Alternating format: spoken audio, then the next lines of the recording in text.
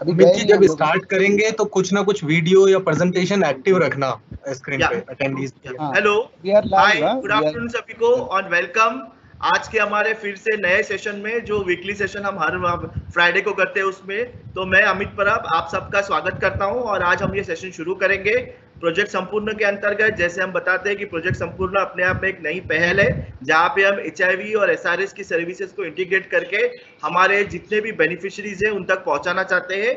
और आज हम ये कैपेसिटी बिल्डिंग को अंडर कोविड सिचुएशन वर्चुअली कर रहे हैं। आज हमारी ये 7वीं ट्रेनिंग है और सक्सेसफुल हम आपके वजह से, आपने जो हमको एनकरेजमेंट दिया है, आपने जो हमको प्रोत्साहन दिया है, उसके चलते हम ये ट्रेनिंग्स कर रहे हैं। और आज का विषय बहुत ही नाजुक विषय है, संजीदा विषय है और इसके लिए आज हमारे पास कई 3 स्पीकर्स है।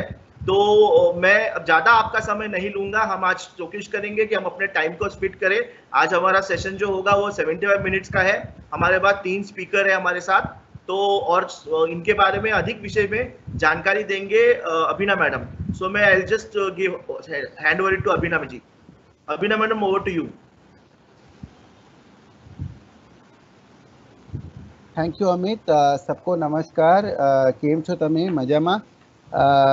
मारू नाम अभिना छे और मैं लायंस इंडिया में काम करती हूँ एसोसिएट डायरेक्टर करके। आप लोग सब लोग ने मुझे पहले भी शायद देखा हो, पर आज जो हमारा सेशन है वो खास करके HIV बेसिक के बारे में और STI के बारे में डिटेल में बात करने वाले, और हेल्थ केयर स्टिग्मा, यानी हेल्थ केयर प्रोवाइडर्स को, हेल्थ केयर वर्कर्स को किस तरह का स्टिग्मा होता है उसके बारे में। तो 3 स्पीकर, जैसे अमित ने कहा, मैं एक बात करूंगी, उसके बाद डिटेल जो सेशन होने वाला है वो डॉक्टर अनूप अमीन सर, जिनको आप ऑलरेडी जानते रहेंगे GSAC से, जो STI की इंचार्ज है, वो पूरे डिटेल में इस विषय में बात करेंगे, हमको प्रेजेंटेशन करने वाले हैं। और आप उनको सवाल भी पूछ सकते हो। आप जो राइटिंग बॉक्स है, उस राइटिंग बॉक्स में आप जब लिखोगे तब उसमें आपका सवाल हम तक पहुंचेगा और वो हम आपको उनके माध्यम से उसको आंसर करवा सकते हैं। और लास्ट जो हमारा डिस्कशन है वो डॉक्टर बिमला जी UNFPA से है। वो कैपेसिटी बिल्डिंग स्पेशलिस्ट है और वो बात करेंगी हेल्थ केयर स्टिग्मा के बारे में। तो ज़्यादा वक्त ना लेते हुए मैं आज का सेशन शुरू करती हूँ। जैसे मैंने कहा कि आपको हम बेसिक्स HIV के बारे में बात करने वाले, बट आज का मुख्य जो हमारा ऑब्जेक्टिव है या हमारा मुख्य डिस्कशन होने वाला है, वो खास करके हमारा डिस्कशन होने वाला है STI के ऊपर, जो डॉक्टर अनूप अमीन सर करने वाले हैं। तो मैं HIV को लेकर हम और भी सेशंस करेंगे, जैसे हम केयर एंड सपोर्ट को लेकर डिटेल में सेशन करना चाहते हैं तब भी हम HIV को कवर करेंगे। ट्रीटमेंट के बारे में हम सेशन करेंगे आगे चल के, तब भी हम HIV को कवर करेंगे। तो आज का मुख्य डिस्कशन जो है सेक्सुअल हेल्थ और STI के ऊपर हम डिस्कशन ज़्यादा करेंगे। तो मुझे लगता है कि आप लोग सब एक जगह पे बैठिए जहाँ पे आपको इंटरनेट का फैसिलिटी सबसे ज़्यादा पॉसिबल होगा। अपने साथ अपने दोस्तों को भी बुलाइए ये सेशन अटेंड करने के लिए आपकी। और जब आप ये सेशन अटेंड कर रहे हैं तो प्लीज़ सोशल डिस्टेंसिंग का मेंटेन कीजिए, हमको सबको कोविड से बचना है। तो आगे बढ़ने से पहले मैं जस्ट आपको कुछ चित्र दिखाना चाहती हूँ। ये चित्र आप देख सकते हो करके कि कई बार हम HIV एड्स के बारे में धारणा रखते हैं, तब लोग बोलते हैं करके कि HIV ऐसे होता है, HIV वैसे होता है, और कई सारी धारणाएं लोगों के मन में होती है। मच्छर के काटने से होता है, हाथ लगाने से या हाथ मिलाने से हो जाता है। उनके कपड़े, अगर मैं HIV के साथ जी रही हूँ तो मेरे कपड़े अगर आप इस्तेमाल करोगे तो आपको हो जाएगा, या साथ खाना खाने से, एक ब्लेड रेजर इस्तेमाल करने से, हम अगर बाल कटाने जाएंगे तो उसका ये करने से हम हो जाएगा, साथ में कपड़े हमारे धोने से एक ही जगह पे, या साथ में शौच को जाने से HIV का संक्रमण एक से दूसरे को हो सकता है। ऐसे कई सारे धारणाएं लोगों के मन में अभी भी है, चुम्बन लेने से या साथ में नहाने से, और ऐसे कई सारे धारणाएं हमारे मन में HIV के बारे में है। और आप सब लोग यही सोचते रहेंगे करके कि हम सब HIV के बारे में काम कर रहे हैं, और हर दिन जब हम काम करने HIV को लेकर जाते हैं तब हमको नई नई गलतफहमियां सामने आती है। लोग एक एक अलग अलग चीज़ें बताती है। अभी आज की बात है कि मेरे एक दोस्त ने कोई आर्टिकल भेजा जिसमें लिखा हुआ है करके कि HIV का एकदम ठोस मेडिकेशन मिल गया है। ऐसे कई सारे लोगों में धारणाएं होती है, और जब तक कि हमको अच्छी तरीके से करेक्ट इन्फॉर्मेशन ना मिले उसके बारे में हम धारणाओं पे हमको विश्वास नहीं रखना चाहिए और HIV क्या है, किस तरीके से फैलता है, उसका अच्छी तरीके से जानना ज़रूरी है। अगेन जो टेक्निकल टर्म है जो मैं अभी बता रही हूँ स्क्रीन पे आपको, ह्यूमन इम्यूनो डेफिशिएंसी वायरस जो HIV को हम कहते हैं, जिसमें आपकी इम्यून सिस्टम, ये वायरस जो एक विषाणु है वो आपका इम्यून सिस्टम यानी प्रतिकार शक्ति को तोड़ता है शरीर की, और जिसके वजह से आपको एक ऐसी स्थिति प्राप्त हो जाती है जिसमें अलग अलग संधि साधु विकार जो होते हैं, जिसको बोलते हैं अलग अलग बीमारियां आपके शरीर पे हावी हो जाती है, और वो स्टेज को हम एड्स कहते हैं, एक्वायर्ड इम्यूनो डेफिशिएंसी सिंड्रोम, जिसकी वजह से कई सारे लोगों का देहांत भी हो सकता है करके इस डिफिकल्ट स्टेज में। HIV मैनेजेबल बीमारी है, HIV मैनेजेबल संक्रमण है, और उसको हम अगर हम वक्त पे दवाई ले, अपना ख्याल रखें तो हम उसे मैनेज कर सकते हैं। ये स्ट्रक्चर ऑफ HIV कुछ इस तरीके से दिखता है कि अगेन ये बहुत टेक्निकल टर्म्स है, बट कहने का ये मतलब है करके कि हम HIV तक अब तक क्यों इतना सक्सेसफुल नहीं हुए हैं, क्योंकि HIV का विषाणु जो है वो बहुत ही शातिर विषाणु है। वो अपने शरीर में जाके अपना रंग बदलते रहता है और अपना कॉम्बिनेशन बदलते रहता है, जिसकी वजह से HIV जो है अपने सफ़ेद पेशियों को अफेक्ट करती है, और इस वजह से हमको HIV का संक्रमण से बहुत जल्दी राहत नहीं मिल पाती। HIV का संक्रमण, जैसे मैंने बोला कि अलग अलग चीज़ों के वजह से HIV का संक्रमण होता है, और ये आप देख सकते हो यहाँ पे, थोड़ा पिक्चर क्लियर नहीं होगा शायद, बट अलग अलग तरीके से HIV का संक्रमण, जैसे अनप्रोटेक्टेड से असुरक्षित संभोग, एक HIV के संक्रमित महिला से बच्चे को ब्लड, अगर हमने ऐसे जगह पे अगर हमने ड्रग यूज़ किया और उसमें सेम सिरिंज का इस्तेमाल किया और ब्लड का आदान प्रदान किया, तो भी HIV पॉजिटिविटी का संक्रमण का होता है। और ये थोड़ा गुजराती में मैंने रखने का कोशिश किया था आपको। तो दो तीन चीज़ें हैं, जैसे आपको बहुत सारा टेक्स्ट दिखाई दे रहा होगा, बट कहने का मतलब जैसे हम बात करें HIV कैसे फैलता है, उस तरीके से हमने अभी पहले भी बात की फियर कार्ड्स के माध्यम से कि HIV कैसे नहीं फैलता। तो जैसे आंसू है, टीयर्स है, ये अलग अलग तरीके से हमको लगता है कि HIV फैल सकता है एक से दूसरे के लिए, बट ये इंफॉर्मेशन है कि इस तरीके से HIV नहीं फैलता करके। हम HIV का संक्रमण को कैसे रोक सकते हैं? सबसे पहले तो हम प्रोटेक्शन इस्तेमाल कर सकते हैं। जब भी हम सेक्सुअल एक्टिविटी करें, हमको कॉन्डम का पूरी तरीके से, सही तरीके से, कंसिस्टेंट और कंप्लीट कॉन्डम का इस्तेमाल करना है। शुरू से लेकर आखिर तक कॉन्डम का इस्तेमाल करना है। आप सभी जो काम कर रहे हो टारगेटेड इंटरवेंशंस में, वो HIV के बारे में बात करते हैं, तब कॉन्डम की बात एट लेंथ करते हैं, और हमको कई सारे बार इस डिस्कशंस में आते हैं कि कॉन्डम में मज़ा नहीं आता, या हम कॉन्डम इस्तेमाल नहीं कर सकते। ऐसे कई सारे मुद्दे बाहर आते हैं। हम जब खास करके सेक्सुअल प्लेजर्स के बारे में, सेफ्टी के बारे में बात करेंगे, तब कॉन्डम के बारे में भी इन डिटेल इस विषय में भी हम अच्छे से चर्चा करेंगे। कंटामिनेटेड बॉडी फ्लूइड, इसका मतलब कि जो HIV के साथ कि जो अपने बॉडी के अंदर फ्लूइड्स होते हैं, जैसे अपने ब्रेन में है या अपने दूसरे बॉडी में खून है या और कोई, उसका आदान प्रदान में हमको अपने आप को प्रोटेक्ट करना है। जब हम सिरिंज का इस्तेमाल करें, तब हर बार नई सिरिंज का इस्तेमाल करना है।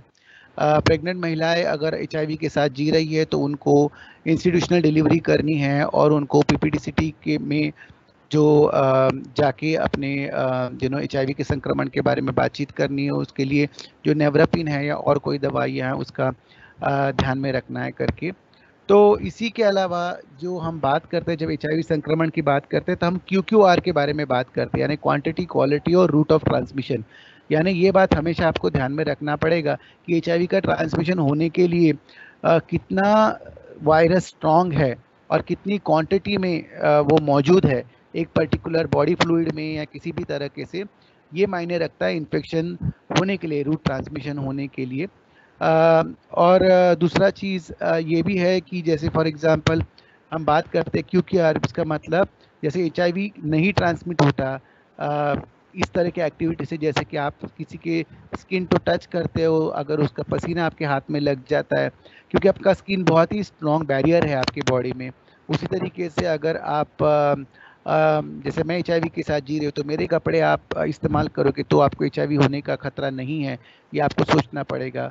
इसी तरीके से कई सारे अलग अलग धारणाएं हैं, साथ में हक करने से, साथ में सोने से, किस करने से HIV नहीं होता। तो कहने का मतलब है कि हमको जब HIV के ट्रांसमिशन के बारे में बात करें तब हम ये सभी मुद्दे हमको ध्यान में रखना है। अब HIV के साथ मुझे HIV आज हो गया, कई सारे लोग HIV टेस्टिंग के लिए मना करते हैं। मुझे आज HIV हो गया मतलब क्या मेरा बहुत क्रिटिकल कंडीशन आ गया क्या? ऐसा नहीं है। तो HIV का संक्रमण होने से लेकर एक ऐसी स्थिति जहाँ पे हम बोलते हैं कि हमको एड्स होगा, इसमें एक बहुत लंबा समय लग सकता है। और HIV का संक्रमण थोड़े थोड़े अपने शरीर में बढ़ते जा सकता है और रिप्लिकेट कर सकता है, और इस वजह से HIV का खतरा अपने शरीर में बढ़ सकता है। हम लोग की पॉपुलेशन यानी हाई रिस्क ग्रुप के साथ काम करते हैं, और हाई रिस्क ग्रुप जो है हमारे वो है फीमेल सेक्स वर्कर, मेन जो सेक्स पुरुषों के साथ शारीरिक संबंध करते हैं, इंजेक्ट करते हैं लोग जो फीमेल सेक्स वर्कर है, और आज उनके साथ हम काम करते हैं क्योंकि उनमें HIV का प्रमाण आज की तारीख में बहुत अधिक मात्रा में है। नेशनल लेवल पे भी आप देख सकते हो, ये आंकड़े आपको दिखाई दे रहे हैं स्क्रीन पे, जो कहलाता है कि HIV का प्रमाण ये सब कम्युनिटी में कितना हाई है। गुजरात स्टेट पे भी इसका आपको अलग डेटा मिलेगा, और वो भी आपको यही बताएगा कि ये सब कम्युनिटीज़ है जो 80 to 85% जो HIV का संक्रमण है वो हाई रिस्क ग्रुप के माध्यम से फैलता है।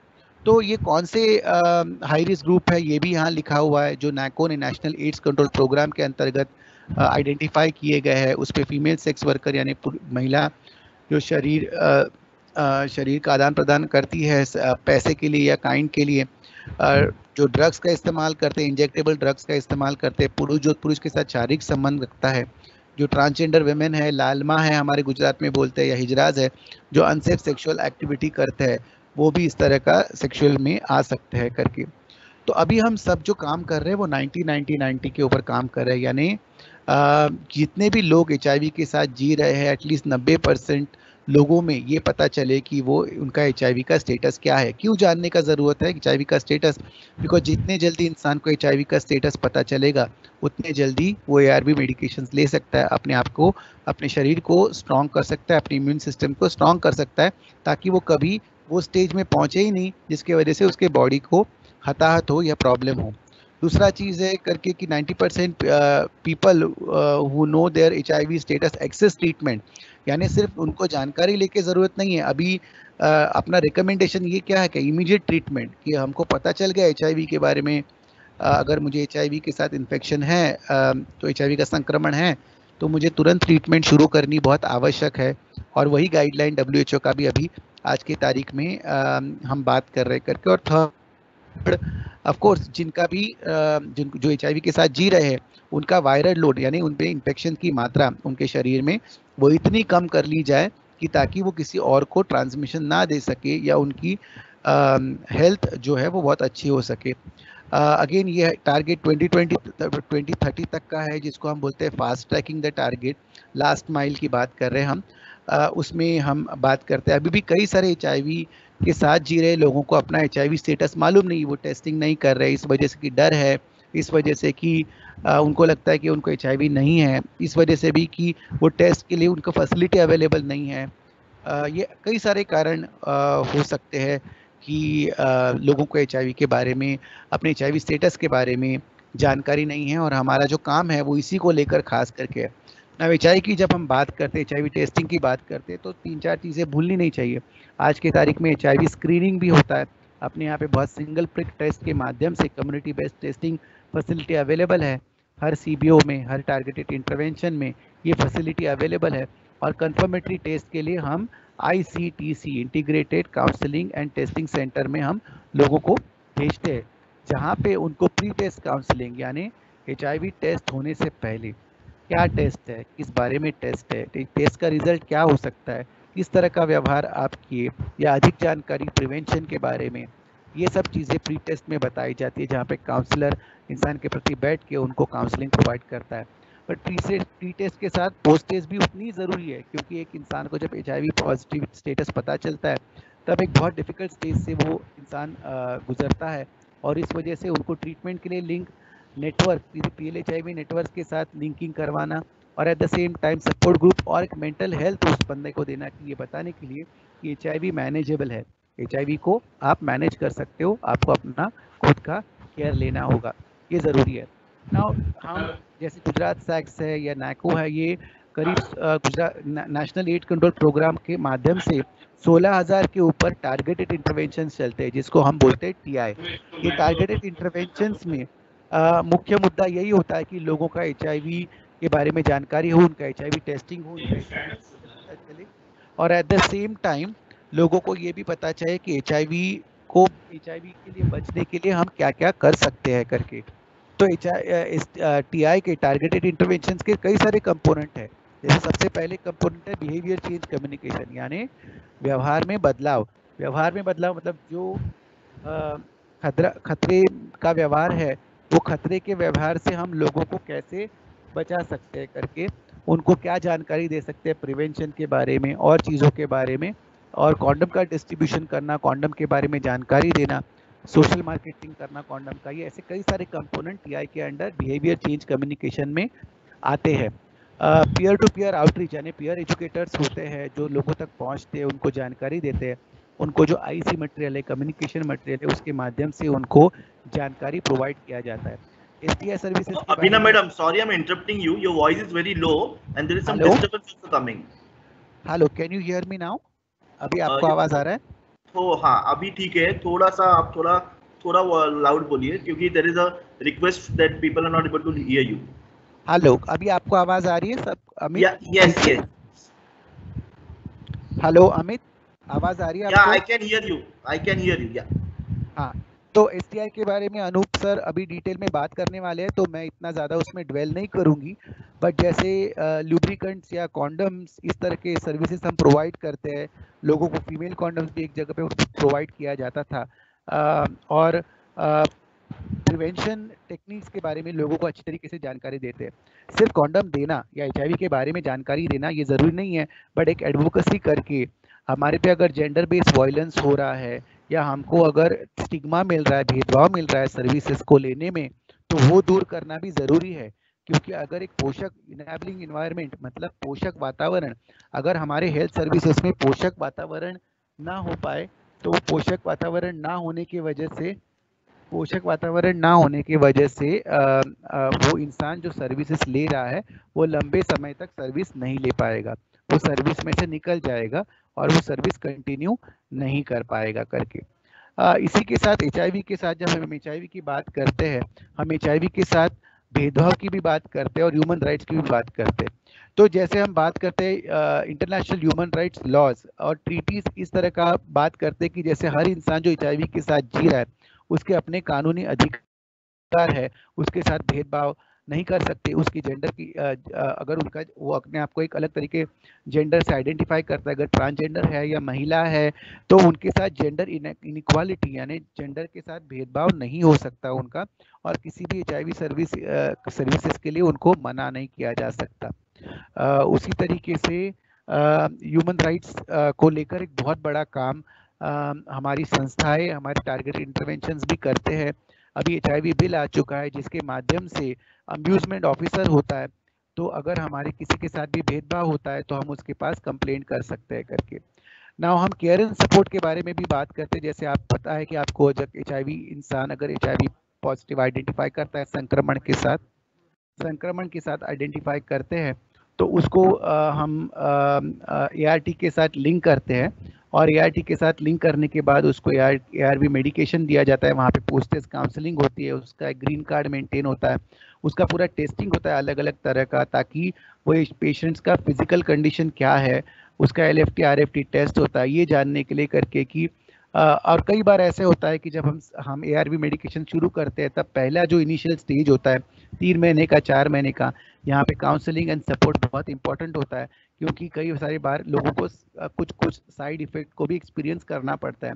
ऐसे समय पॉजिटिव नेटवर्क्स और लोग जो कि एचआईवी के साथ जी रहे हैं, उनके एक्सपीरियंसेस बहुत काम आते हैं। न्यूट्रिशन और मेंटल हेल्थ और सकस आहार, ये भी बहुत ज़रूरी स्टेज है एचआईवी के साथ जीने के लिए, इंसान को मैनेज करने के लिए। कई सारे एचआईवी पेशेंट्स में टीबी का इन्फेक्शन भी इंटेंसिफाई हो जाता है, और कई सारे डेथ जो होता है वो एचआईवी के वजह से नहीं होता, बट टीबी कंडीशंस प्रिवेल होने की वजह से होता है करके। एचआईवी टीबी कॉम्बिनेशन एक बहुत डेडली कॉम्बिनेशन, को इन्फेक्शन माना जाता है और इसका ट्रीटमेंट बहुत ही पूरी तरीके से और प्रॉपर तरीके से करना बहुत ज़रूरी है। ये एक बेसिक प्रेजेंटेशन हमने आपको बताने का कोशिश किया, बट अभी मैं अनुप अमीन सर को बोलना चाहूँगी कि वो हमको थोड़ा STI के ऊपर अच्छी तरीके से डिटेल में बात करके बताए, और HIV को लेकर हम फिर से आपको डिटेल प्रेजेंटेशन फिर एक बार करेंगे जब हम ट्रीटमेंट के बारे में भी बात करेंगे in detail. Doctor Anup sir, आपको प्लीज कंटिन्यू कीजिए आप। नमस्कार मित्रों, बराबर संभળાય છે ને? अनूप सर सॉरी भाई, आपको पीपीटी ओपन करना, शेयर करना पड़ेगा, तो मैं लाइव करूंगा। या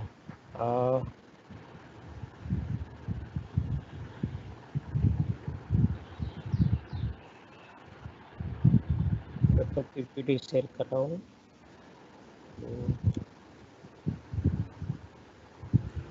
अब can you see? Yes, okay. તો મિત્રો, જે આપણે આજે ડિસ્કસ કરીશું, બરાબર, STI RTI શું છે, એટલે ઘણી મિટિંગોમાં અને ઘણા વર્કશોપમાં કે આપણે ઘણા સમયથી કામ કરીએ છીએ, તો આપણને HIVની સાથે જે એનો એક ભાઈબંધ છે, બરાબર, તેની સાથે જોડાયેલું છે કે જે જાતીય રોગ કે જેને આપણે STI RTI કહીએ છીએ, એના વિશે આપણે થોડુંક આપણે રિફ્રેશ કરીશું. કારણ કે ઘણી બધી જાણકારી તો હશે જ આપણી સાથે, સમય જાય તો એમ આપણે કંઈક નવું ઉમેરતું જાય, આપણે જૂનું કંઈક ભૂલતા જઈએ છીએ, તો આપણે જૂનું છે એને ફરી યાદ કરી લઈએ અને નવું કંઈક હોય આપણે કંઈક શીખી લઈએ. STD, STI, RTI આપણે અલગ અલગ શબ્દો વાપરીએ છીએ, અર્થ પણ જાણીએ છીએ. બધા શોર્ટ ટ્રાન્સમિટેડ ડિસીઝીસ એટલે કે જાતિ રીતે ફેલાતા રોગો, STI એટલે કે સેક્સ્યુઅલી ટ્રાન્સમિટેડ ઇન્ફેક્શન એટલે કે જાતિ રીતે ફેલાતા ચેપ, D ફોર ડિસીઝ એટલે રોગ અને આમાં I ફોર ઇન્ફેક્શન એટલે ચેપ, અને RTI એટલે રિપ્રોડક્ટિવ ઇન્ફેક્શન એટલે કે પ્રજનન તંત્રના અવયવોનો ચેપ. આપણે જાણીએ છીએ કે આપણા શરીરમાં અલગ અલગ અવયવો આવેલા હોય છે અને એ બધા અવયવો અલગ અલગ કામ કરે છે, અને એ બધા ભેગા થઈને એક તંત્ર બનાવે છે, જેમ કે આપણું જીભ છે, દાંત છે, અન્નનળી છે, આંતરડા છે, જે જઠર છે, બરાબર, એ બધું ભેગું થઈ એક પાચન તંત્ર બનાવે છે. નાક છે, શ્વાસની છે, ફેફસા છે, શ્વસન તંત્ર બનાવે છે. એમ આપણા શરીરમાં પણ આપણા જે ગુપ્તાંગો આવેલા છે, જેને આપણે પ્રજનન અંગો કહીએ છીએ, એ બધા પ્રજનન અંગો પ્રજનન તંત્રના ભાગ છે. એ કામ સંતતિ એટલે કે સંતાનો પેદા કરવાનું હોય છે. એ પ્રજનન તંત્રના અવયવોમાં ક્યાંય પણ જો ચેપ લાગે તો આપણે એને પ્રજનન તંત્રનો ચેપ એટલે કે રિપ્રોડક્ટિવ ઇન્ફેક્શન એટલે કે આપણે એને RTI તરીકે એને ઓળખીએ છીએ. તો STI શું છે, RTI શું છે? જે વાત થઈ કે STI એટલે એક ચેપી રોગ છે, જાતીય રોગ છે કે જે એક વ્યક્તિ સાથે બીજી વ્યક્તિ સાથે જાતિ સંબંધ મદદથી ફેલાય છે. પણ એક ખાસ વસ્તુ એક ધ્યાન રાખવાની હોય છે કે જાતિ સંબંધ કેવો હોય છે? અસુરક્ષિત જાતિ સંબંધ. કારણ કે સુરક્ષિત જાતિ સંબંધ હોય તો ત્યાં કોઈ HIV કે STI લાગવાની શક્યતા હોતી નથી. જેમ કે આપણા ફેથફુલ પાર્ટનર્સ હોય અથવા તો આપણી વાઇફ કે હસબન્ડ, એની સાથે આપણે જો જાતિ સંબંધમાં જઈએ તો આપણે HIV કે STI થવાની શક્યતા રહેતી નથી. હવે HIV વાત કરીએ તો HIV પણ અસુરક્ષિત જાતિ સંબંધથી ફેલાય છે, એટલે HIV પણ એક જાતનો આ જાતીય રોગ થયો કહેવાય. હવે અહીંયા જે વાત થઈ હતી કે આપણે STI RTI શબ્દો આપણે સાથે વાપરીએ છીએ, તો શું એ સરખા છે? અલગ અલગ સરખા છે તો એમાં શું સામ્યતા છે? અલગ છે તો શું અલગ છે? તો આપણે જો જોઈએ કે બધા જ STI RTI છે તો એનો જવાબ મુખ્યત્વે હામાં આવશે. કારણ કે STI જે અંગોમાં થાય છે, જે પ્રજનન અંગોમાં થાય છે, એ મોટાભાગે આપણા ગુપ્તાંગો હોય છે, બરાબર, કે પ્રજનન તંત્રના જ અવયવો હોય છે, એટલે મોટાભાગના STI એ હોય છે. પણ જો આપણે એને બધા RTI છે તો જવાબ ના આપે. કારણ કે RTI થવાનું એક કારણ STI હોઈ શકે છે, પણ જરૂરી નથી STI ફક્ત STI થાય.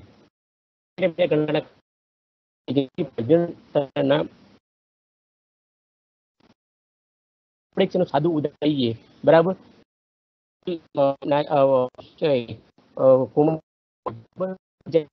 મેન્સિસમાં આવતી એને કોઈ જાણકારી ના કારણે પણ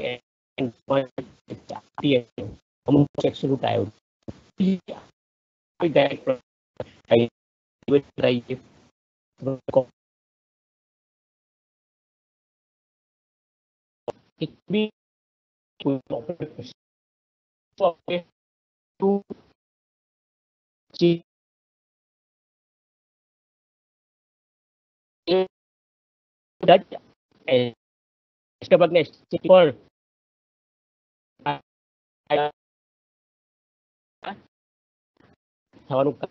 સિવાય પણ બીજા બધા કારણો. તો કયા કયા કારણો હોય છે એસટીઆઈ ના ફેલાવાના, આરટીઆઈ?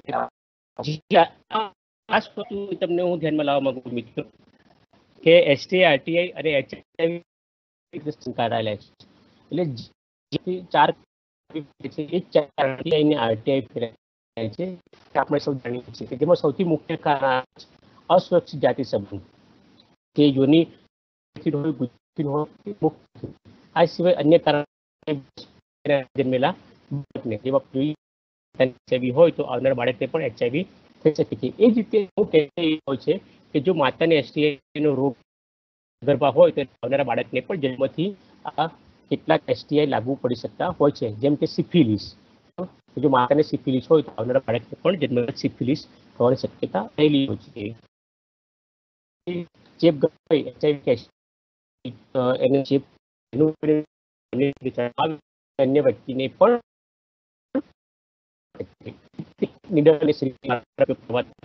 જો વ્યક્તિ ચેપ બીજા જે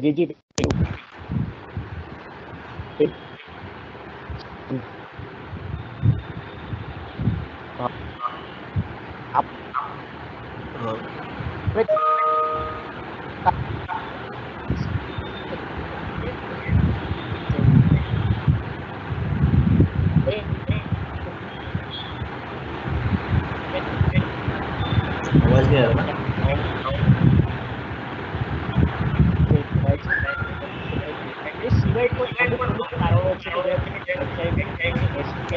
ફેલાતો નથી, કારણ એ હાલની તારીખમાં પણ હજુ પણ હવે તો ઘણી આઈસી થઈ ગઈ છે, ઘણા બધાને એનું સાચી સંપૂર્ણ જાણકારી મળી ગઈ છે, તો પણ એચઆઈવી ને એસટીઆઈ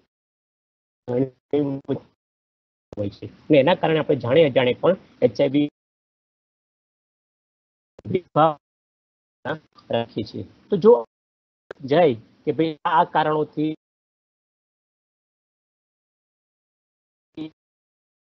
ધૃણા અને તિરસ્કારની ભાવના જેને આપણે સ્ટિગ્મા ડિસ્ક્રિમિનેશન કહીએ છીએ એ આપણે દૂર કરી શકીએ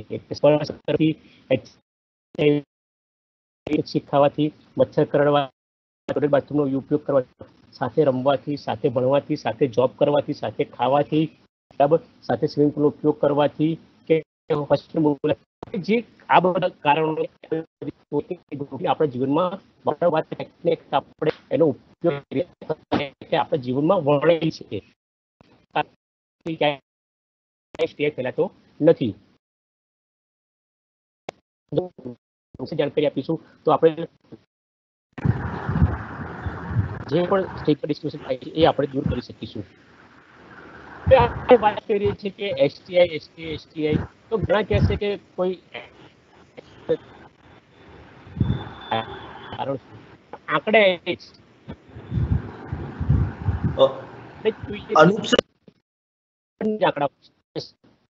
યસ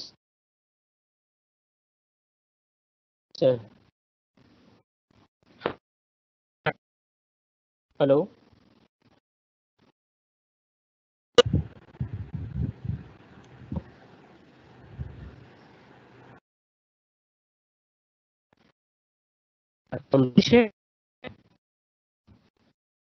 છે. हेलो हाँ सर आप बोलिए सर, कंटिन्यू. ओके सर आपका आवाज थोड़ा क्लियर नहीं आ रहा है सर, सॉरी. हाँ हाँ तो अभी थोड़ा क्लियर है. अभी हाँ सर अभी क्लियर है, पर वो बीच बीच में एकदम ब्लैंक हो जाता है, तो आप क्या बोल रहे हो वो बीच में फिर सुनाई नहीं देता है, ऐसा हो रहा है. But now you continue sir. अभी थोड़ा माइक से. हाँ या તો આપણે જે વાત કરીએ છીએ કે ભાઈ એસટીઆઈ વિશે આટલું બધું કહેવામાં આવે છે, મહત્વ આપવામાં આવે છે, પણ કાંઈક કોઈ કેસ બહાર દેખાતા નથી. તો મિત્રો ખાસ જાણવા માંગુ છું કે એસટીઆઈના જે કેસો આપણે બહાર દેખાય છે એ આપણે ગુજરાતીમાં કહેવાય છે ને કે પર્વતની ટોચ છે, બરાબર. ઘણા એનાથી બી કેટલાય ઘણા વધારે કેસો આપણે છુપાયેલા કેસો છે, હિડન કેસો હોય છે, જેથી આપણને ખબર નથી પડતી. પણ જો આપણે ક્યાંક એનો સ્ટડી કરીએ, સર્વે કરીએ, તો આપણને ખબર પડે કે કેટલું બધું એની પર બર્ડન રહેલું છે. તો જો એ પ્રમાણે જોવા જઈએ તો વિશ્વમાં 35 કરોડથી 9 કેસો હોય છે, ભારતમાં 3 કરોડના કેસો, એટલે લગભગ રોજના 1 લાખ કેસો. હું અહીંયા એપિસોડની વાત કરું છું, માણસની વાત નથી કરતો. બની શકે કે એક માણસને 1 થી વધુ એસટીઆઈ લાગેલા હોય, મલ્ટિપલ એસટીઆઈ હોય, એક માણસને 1 વર્ષમાં 1 થી વધુ એસટીઆઈ લાગેલો હોય, બરાબર. એટલે હું અહીંયા નંબર ઓફ પર્સન નહીં, હું અહીંયા નંબર ઓફ એપિસોડની વાત કરું છું, બરાબર. જો એસટીઆઈનો જો પ્રોપર સારવાર કરવામાં ના આવે તો પછી એ સ્ત્રી પુરુષોમાં ગંભીર સમસ્યાઓ પેદા કરી શકે છે. જે આપણે જોયું કે HIV પણ એક જાતનો એસટીઆઈ છે, તો HIV એડ્સ થવાની પણ શક્યતા, જોખમ વધી જાય છે. જો માતા સગર્ભા હોય અને એને કોઈ એસટીઆઈ હોય તો બાળક ખોળખાપણવાળું જન્મે, મૃત જન્મે, કસુવાવડ થાય. અને આફ્ટર કોઈ પણ રોગ હોય તો પછી એની સારવારમાં, નિદાનમાં અને એના તપાસમાં અને વગેરે સેવામાં આરોગ્ય ખર્ચમાં વધારો થવાનો છે. અને આ બધો ખર્ચો આપણા બધાના પોકેટ્સમાંથી, એટલે કે આપણે જે ટેક્સ પે કરીએ છીએ એમાંથી જ આ થવાનું હોય છે. તો એસટીઆઈ થવાનું કોનામાં જોખમ વધારે છે, બરાબર. તો સામાન્ય જનતામાં એ 6% હોય છે. પરંતુ જે વાત થઈ કે અસુરક્ષિત જાતિ સંબંધથી, એટલે કે જે લોકો અસુરક્ષિત જાતિ સંબંધ બાંધતા હોય છે, કે જેને આપણે જોખમી વર્તણૂક ધરાવતા જૂથ કહીએ છીએ, કે હાઈ રિસ્ક ગ્રુપ, એ લોકોમાં આ દર 5 થી 6 ગણો વધી જાય છે. સામાન્ય જનતામાં જે 6% હોય છે, તો એ હાઈ રિસ્ક ગ્રુપમાં 20 થી 30% હોય છે. અને એના કારણોમાં હોય છે કે એ લોકોને મલ્ટિપલ પાર્ટનર હોય છે, different type of the partner હોય છે, બરાબર. નંબર ઓફ સેક્સ્યુઅલ એન્કાઉન્ટર એ વધારે હોય છે. એ લોકોને જાતીય સાથીદારોની પસંદગીનો અભાવ હોય છે. જેમ કે કોઈ FSW હોય તો એને જે પણ ક્લાયન્ટ્સ આવે, બરાબર, તો પછી એની જોડે એને પ્રોગ્રામ કરવો પડતો હોય છે, એ ના નથી પાડી શકતી, કારણ કે એની રોજીનો એ સવાલ હોય છે. બીજા અન્ય પરિબળો હોય કે નાદુરસ્ત સ્વાસ્થ્ય હોય, બીમાર હોય તો પણ પછી એનું કામ ચાલુ રાખવું પડતું હોય છે, ને તો પછી કારણ કે એના પર જ એનું ગુજરાન ચાલતું હોય છે. આરોગ્ય સુવિધાનો ઓછો ઉપયોગ, ક્યાંય બીમાર હોય તો એ પોતાનો સમય જે બગાડીને દવા લેવા માટે નહીં જાય, અને બીજા અન્ય કોઈ વ્યસનો હોય તો એનાથી પણ જોખમી જે પરિબળો છે HIV એડ્સ કે એસટીઆઈ ફેલાવવામાં, એ પણ એમાં મહત્વનો ભાગ ભજવતા હોય છે, બરાબર. તો વાત કરી કે એસટીઆઈ આરટીઆઈના આટલા બધા કેસો જો બહાર કેમ નથી આવતા, તો એના ઘણા બધા કારણો હોય છે, ઘણા બધા હર્ડલ્સ હોય છે. એક તો લોકોમાં જાણકારીનો અભાવ હોય છે કે મને કોઈ એસટીઆઈ છે જ નહીં, કારણ કે ઘણા એસટીઆઈ એ સિમ્પ્ટોમેટિક, એટલે કે લક્ષણો રહિત હોય છે, કોઈ લક્ષણ દેખાય જ નહીં. અને ઓબ્વિયસલી કોઈને કોઈ રોગનું લક્ષણ કે કોઈ ચિહ્ન ના દેખાય તો કોઈ શું કામ રોગની સારવાર જવાનું છે, બરાબર. ઘણી ગેરમાન્યતા હોય, ઘણાને એવું હોય કે મેં કંઈક આ ખાધું હતું એના કારણે મને એની એલર્જી થઈ, મેં આ ખાધું હતું એ કારણે મને ગરમ પડ્યું, ગરમી થઈ, એટલે એ બધી ગેરમાન્યતાઓ છે. જે લક્ષણ રહિત છે, જે આપણે વાત કરી કે કોઈને ઘણી વખત કોઈ લક્ષણ દેખાતું ના હોય એટલે પણ ડૉક્ટર પાસે એ સારવાર લેવા માટે જતા ના હોય. ચલો, માણસને ખબર છે કે ભાઈ આ સાઇન સિમ્ટમ હોય તો એસટીઆઈ હોઈ શકે છે, મને આ તકલીફ છે તો મને એસટીઆઈની શંકા છે, બરાબર. તો પછી કારણ આવે છે કે એ સારવાર કરવા માટે તાલીમ પામેલા યોગ્ય ડૉક્ટર પાસે નહીં જાય. શું કરશે?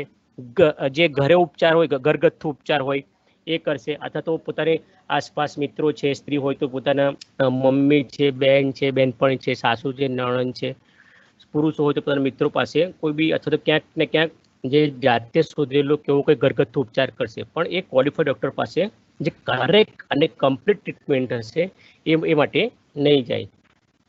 ચલો, માણસને ખબર છે કે મારે આના માટે મારે ડૉક્ટર પાસે જવું જોઈએ, પણ ક્યાં જશે? અને સારવાર ક્યાં મળશે? સારવાર સ્થળોની માહિતીનો એની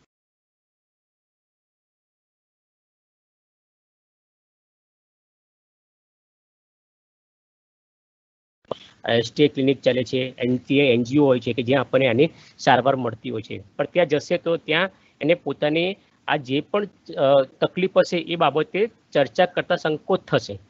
કોઈ એમ નહીં કે ભાઈ મને લિંગ ઉપર ચાંદી પડી છે, કે મને મારું શરીર ધોવાય છે, મને યોનિમાંથી સ્ત્રાવ થાય છે, કે મને ગાંઠ થઈ છે. કારણ કે એના મનમાં ક્યાંક ધૃણાની ભાવના હશે, બરાબર. એને એક બીક હશે કે હું આવું કહીશ તો સામેવાળા જે પણ ડૉક્ટર હશે કે કાઉન્સિલર હશે કે કોઈ પણ હેલ્થકેર પ્રોવાઈડર હશે એ મારા વિશે શું વિચારશે, મારા વિશે કેવી ધારણા બાંધશે, બરાબર. એટલે એ પણ એક કારણ હોય છે. પછી બીજું કે આપણો પોતાનો વ્યવહાર કેવો હશે, એટલે કે એઝ અ હેલ્થકેર પ્રોવાઈડર કે આપણો વ્યવહાર હશે, આપણી જોડે કોઈ આવું STI RTI વાળું કોઈ વ્યક્તિ આવ્યું હશે ને આપણે એને એમ કહીએ કે ભાઈ તું આવું જ કામ કરે એટલે તેને આવું જ થાય, બરાબર, તો આવો પૂર્વગ્રહ એને રાખીએ તો પછી ફરીવાર આપણી પાસે આવશે નહીં, અથવા તો આપણી પાસે એ ખુલીને વાત કરશે નહીં, તો આપણે એની પ્રોપર ડાયગ્નોસ નહીં કરી શકીએ અને પછી એને આપણે એની કરેક્ટ સારવાર પણ નહીં આપી શકીએ.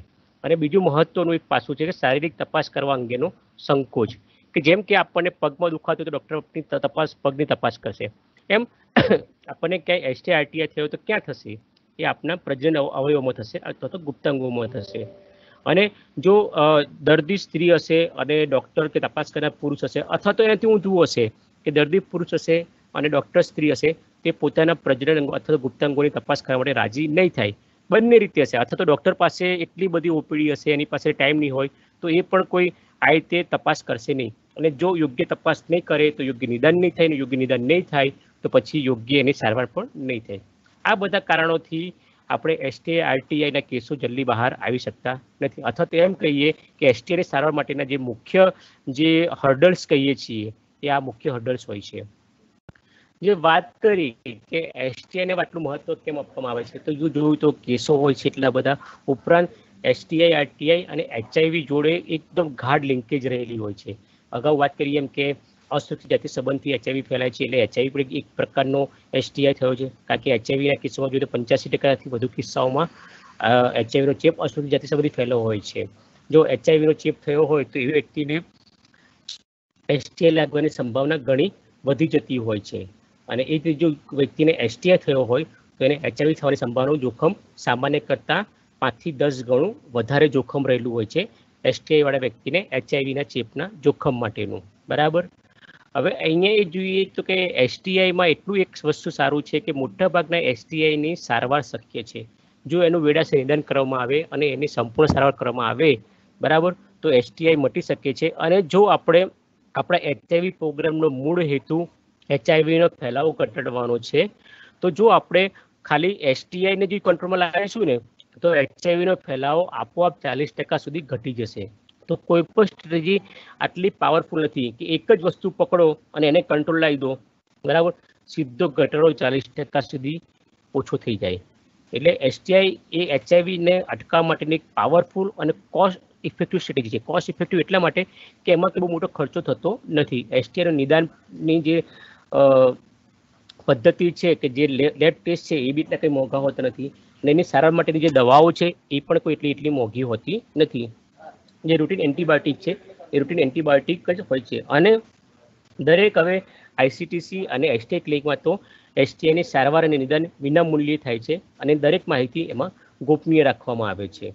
અત્યારે હાલ આપણી પાસે STI અને HIVથી બચવા માટે એક જ હથિયાર છે, કોન્ડોમ, જે આપણને ડ્યુઅલ પ્રોટેક્શન આપે છે, બરાબર. STI સામે પણ પ્રોટેક્શન આપે છે અને HIV સાથે પણ પ્રોટેક્શન આપે છે. અને જે એનું પહેલાંનું જે મૂળ કામ હતું કુટુંબ નિયોજનનું, કે અનવોન્ટેડ પ્રેગ્નન્સીને પ્રિવેન્ટ કરે છે, એ તો ખરું જ સાથે. તો STI RTIની આપણે સારવાર ક્યારે આપી કહેવાય? એવું નથી કે દર્દી આવ્યો અને આપણે એને ગોળી આપી દીધી અને સારવાર પૂરી. એનું આખું એક પેકેજ હોય છે, બરાબર. તો એ આખું પેકેજમાં એ જે મુદ્દાઓ આપણે આવરી લઈએ ત્યારે આપણે કહી શકીએ કે એને આપણે STIની કમ્પ્લીટ સારવાર આપી હોય. તો સૌથી પહેલી જે વાત કરી કે STIનું જો વહેલું નિદાન કરવામાં આવે, બરાબર, તો વેળાસર નિદાન કરવામાં આવે અને સાચીને સંપૂર્ણ સારવાર આપવામાં આવે, તો એ પહેલું એનું સૌથી પહેલું એનું સ્ટેપ છે. અને સારવાર કઈ હોય છે? તો જેમ આપણે TB હોય છે, TB માટે આપણે ડોટ્સ થેરાપી અપનાવીએ છીએ, બરાબર. એમ STI માટે આપણે હવે એન્હાન્સ સિન્ડ્રોમિક કેસ મેનેજમેન્ટ પદ્ધતિ આપણે અપનાવી છે. એટલે કે ગુજરાતીમાં કહીએ છીએ કે સુધારેલ લક્ષણો આધારિત સારવાર પદ્ધતિ. એટલે કે લક્ષણોના આધારે આપણે એનું ડાયગ્નોસિસ કરવું અને એ પ્રમાણે એને સારવાર આપવી. એ ઉપરાંત અન્ય STI RTIની પણ તપાસ કરી અને STI RTI કંઈ આપણે આગળ જોઈશું. બીજું કે જો STI RTI થયો હોય તો HIV થવાનું જોખમ વધારે છે, એટલે એને HIVની તપાસ માટે કાઉન્સેલિંગ કરવાનું હોય છે અને ICTCમાં એને HIVની તપાસ માટે એને મોકલવાનું હોય છે.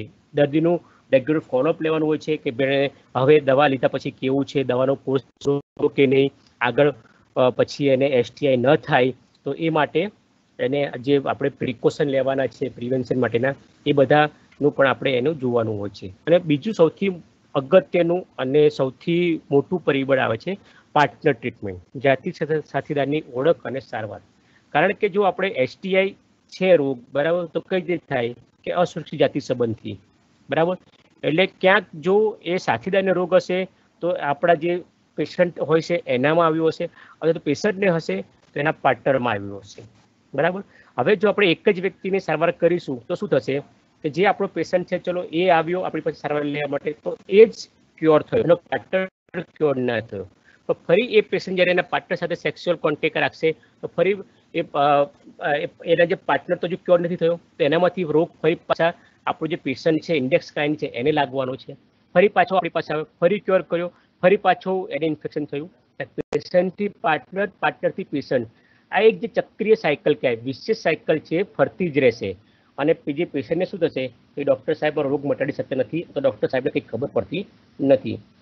એટલે આપણે આ જે ઇન્ફેક્શનની સાયકલને બ્રેક કરવી છે પેશન્ટથી પાર્ટનર ને પાર્ટનરથી પેશન્ટમાં, તો આપણે પેશન્ટ અને પાર્ટનર બંનેને એક સાથે એની સારવાર આપણે આપવી પડશે. એ સિવાય જે વાત કરી કે STI અને HIV અટકાવવા માટે હાલ આપણી પાસે સબળ જે હથિયાર છે, સક્ષમ હથિયાર છે કોન્ડમ, તો કોન્ડમનો સાચો અને સતત ઉપયોગ. એવું નથી કે જસ્ટ ખાલી કોન્ડમ આપી દેવો, તો કોન્ડમનો કઈ રીતે સાચો ઉપયોગ કરો અને સતત ઉપયોગ કરો. Each and every sexual act વખતે કોન્ડમનો ઉપયોગ કરવો. એક વખતના પણ કોન્ડમ વગરના અસુરક્ષિત જાતિ સંબંધથી HIV કે STI થઈ શકે છે. 100માંથી 99 કેસમાં જો કોન્ડમ ઉપયોગ કર્યો અને એકમાં નહીં કર્યો હોય તો એક વખતમાં પણ HIV કે STI થઈ શકશે. 99 વખત જે યુઝ કર્યો એ આખો યુઝ આપણો આખો એમાં નિષ્ફળ જઈ શકશે. આ ઉપરાંત કાઉન્સેલિંગ આવે છે, આરોગ્ય શિક્ષણ આવે છે કે જેમાં આપણે જે મુદ્દાઓનો સમાવેશ કરીએ છીએ કે સેફર સેક્સ પ્રેક્ટિસ એટલે કે સલામત જાતિ સંબંધ, જોખમ ઘટાડવું એટલે કે રિસ્ક રિડક્શન, અને વર્તણૂક પરિવર્તન એટલે કે ચેન્જ કોમ્યુનિકેશન. આ માટે પણ આપણે એમને કાઉન્સેલિંગ અને હેલ્થ એજ્યુકેશન આપણે એને આપીએ છીએ. તો આપણે જે વાત કરી કે STI RTI છે એને આપણે ટ્રીટમેન્ટ માટે આપણે જે સારવાર પદ્ધતિ અપનાવી છે, લક્ષણો આધારિત સારવાર પદ્ધતિ, તેમાં એ જ હોય છે કે લક્ષણોના આધારે નિદાન કરવામાં આવે છે અને પછી દર્દીને દવા આપવામાં આવે છે અને પછી એને ફોલોઅપમાં બોલાવવામાં આવે છે. અને ફોલોઅપમાં બોલ્યા પછી દર્દીને તપાસ કરવામાં આવે છે કે ભાઈ એને રોગ મટ્યો કે નહીં. જો ના મટ્યો હોય તો પછી એને દવા ફરી રિપીટ કરવી, અથવા તો બીજા કોઈ લક્ષણો હોય તો બીજી દવા ઉમેરવી, કે આગળ કોઈ કોમ્પ્લિકેશન થયું હોય તો એને હાયર સેન્ટર ઉપર રિફર કરવું, બરાબર. તો આપણે જે વાત થઈ કે મોટાભાગના STI RTI ની સારવાર શક્ય છે, વેળાસર નિદાન કરવામાં આવે, સારવાર પણ એકદમ સરળ છે. છતાં પણ જો આપણે એમાં ગંભીર ન રહીએ તો ગંભીર પરિણામો આવી શકે છે. પાર્ટનરને ચેપ લાગી શકે છે, ઉત્તંગમાં વિકૃતિ આવી શકે છે, પ્રજનનવયને નુકસાન થાય છે, વંધ્યત્વ આવી શકે છે, ગર્ભસ્થને કસુવાવડ થાય, મૃત બાળક જન્મે, બરાબર. ગર્ભસ્થ શિશુ હોય એને પણ જન્મથી ચેપ લાગી શકે છે, બાળક ખોળખાપણવાળું આવે, એક્ટોપિક પ્રેગ્નન્સી એટલે કે ગર્ભાશયની બહાર પ્રેગ્નન્સી રહે, મેઇનલી જે ફેલોપિયન ટ્યુબમાં, અને પછી આપણે એને એબોર્ટ જ કરાવી દેવું પડતું હોય છે.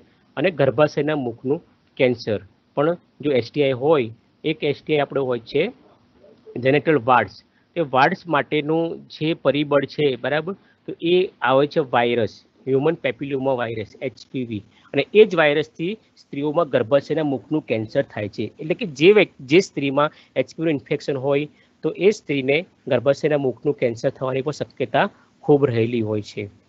બીજું કે મગજને ખરું નુકસાન થાય, સિફિલિસ પણ એક પ્રકારનો STI છે, અને એ જો લાંબા ગાળે જાય તો પ્રાઇમરીમાંથી સેકન્ડરીથી ટર્શરી સિફિલિસમાં એ શરીરના બધા જ અવયવોને કે બધી સિસ્ટમને ઇન્વોલ્વ કરી શકે છે, મગજને, ચેતાતંત્રને, કરોડરજ્જુને એ ઇન્વોલ્વ કરી શકે છે, અને એનાથી દર્દીને પેરાલિસિસ થઈ શકે છે અને ઘણા સંજોગોમાં મૃત્યુ પણ થઈ શકતું હોય છે. અને અગાઉ જે વાત કરી કે STI હોય તો HIV થવાની સંભાવના પણ ખૂબ આમાં રહેલી હોય છે. તો મેઇનલી જે આપણે વાત કરીએ છીએ તો STI ની સારવાર કરવાનું કઈ રીતે, તો વાત થઈ કે STI ના બે પ્રકારના હોય છે કે લક્ષણો પણ દેખાતા હોય છે અને અમુક કિસ્સામાં લક્ષણો ના પણ દેખાતા હોય. તો લક્ષણો દેખાતા હોય તો જે આપણે વાત કરીએ કે લક્ષણો આધારિત સારવાર પદ્ધતિ તો હોય છે જ, લક્ષણો આધારે આપણે નિદાન કરીએ અને પછી આપણે એને સરળ આપીએ, બરાબર. બની શકે તો ત્યાં આપણે લેબોરેટરી ટેસ્ટ કરીએ કે જે આપણે નિદાન કર્યું છે લક્ષણોના આધારે તો એ બરાબર છે કે એના કન્ફર્મેશન માટે. પણ એ ખાસ ધ્યાન રાખવાનું છે કે જે લક્ષણ આધારિત સારવાર પદ્ધતિ આપણે અપનાવતા હોઈએ છીએ તો લેબોરેટરીની તપાસનું જે રિઝલ્ટ આવે ત્યાં સુધી આપણે રાહ જોવાની નથી. દર્દી જેવો પહેલી જ વિઝિટમાં આપણી પાસે આવ્યો અને આપણે એનું નિદાન કર્યું લક્ષણો આધારે અને તરત જ આપણે એની સારવાર ચાલુ કરી દેવાની, જેથી આપણે શું કે પેશન્ટની જે ફર્સ્ટ વિઝિટ છે એ ફર્સ્ટ વિઝિટનો જ આપણે એને મહત્તમ ઉપયોગ કરી શકીશું. અને મોટાભાગની એસટીઆઈની સારવાર સિંગલ ડોઝ જ છે. એટલે આપણી જ્યારે પહેલી વિઝિટમાં આવેલો એ જ વિઝિટમાં એને આપણી સામે જ દવા આપી દીધી તો એને એ સારવાર પણ એને પૂરી, એટલે દર્દીને મટી પણ જશે. એટલે ઘરે જઈને પછી દવા લીધી ના લીધી એવો કોઈ પણ પ્રશ્ન ઉપસ્થિત થશે નહીં. હવે બીજું આવે છે કે લક્ષણો રહિત સારવાર, કે લક્ષણો ના હોય તો કઈ રીતે સારવાર કરવી. તો આ મુખ્યત્વે જે આપણે કહ્યું કે હાઈ રિસ્ક ગ્રુપ, એ લોકોમાં આ ખાસ વસ્તુ જોવા મળતું હોય છે કે ભાઈ હાઈ રિસ્ક ગ્રુપ હોય છે, એમની હાઈ રિસ્ક એક્ટિવિટીના કારણે અમુક પ્રકારના એસટીઆઈ થવાનું જોખમ વધારે છે, અથવા તો અમુક એસટીઆઈ થઈ ગયેલા હોય છે પણ લક્ષણો દેખાતા હોતા નથી, તો એને ઝડપથી પકડી પડે. આપણે શું વાત થઈ કે એસટીઆઈનું આપણે વેળાસર નિદાન કરવું ખૂબ જરૂરી છે. તો વેળાસર નિદાન કરવા માટે આપણે પછી આપણે એને પદ્ધતિ અપનાવેલી છે કે અમુક આપણે એક સ્ટ્રેટેજી એને આપણે અપનાવી છે કે જેમાં પહેલી સ્ટ્રેટેજી આવે છે દર 3 મહિને એમની શારીરિક તપાસ, રેગ્યુલર મેડિકલ ચેકઅપ, આરએમસી કંઈ હોય કે ના હોય પણ દર 3 મહિને એની તપાસ કરવાની અને જોવાનું કે એમનું કોઈ એસટીઆઈ છે કે નહીં. બરાબર. પછી આવે છે દર 6 મહિને એમની સિફિલિસની અને એચઆઈવીની તપાસ.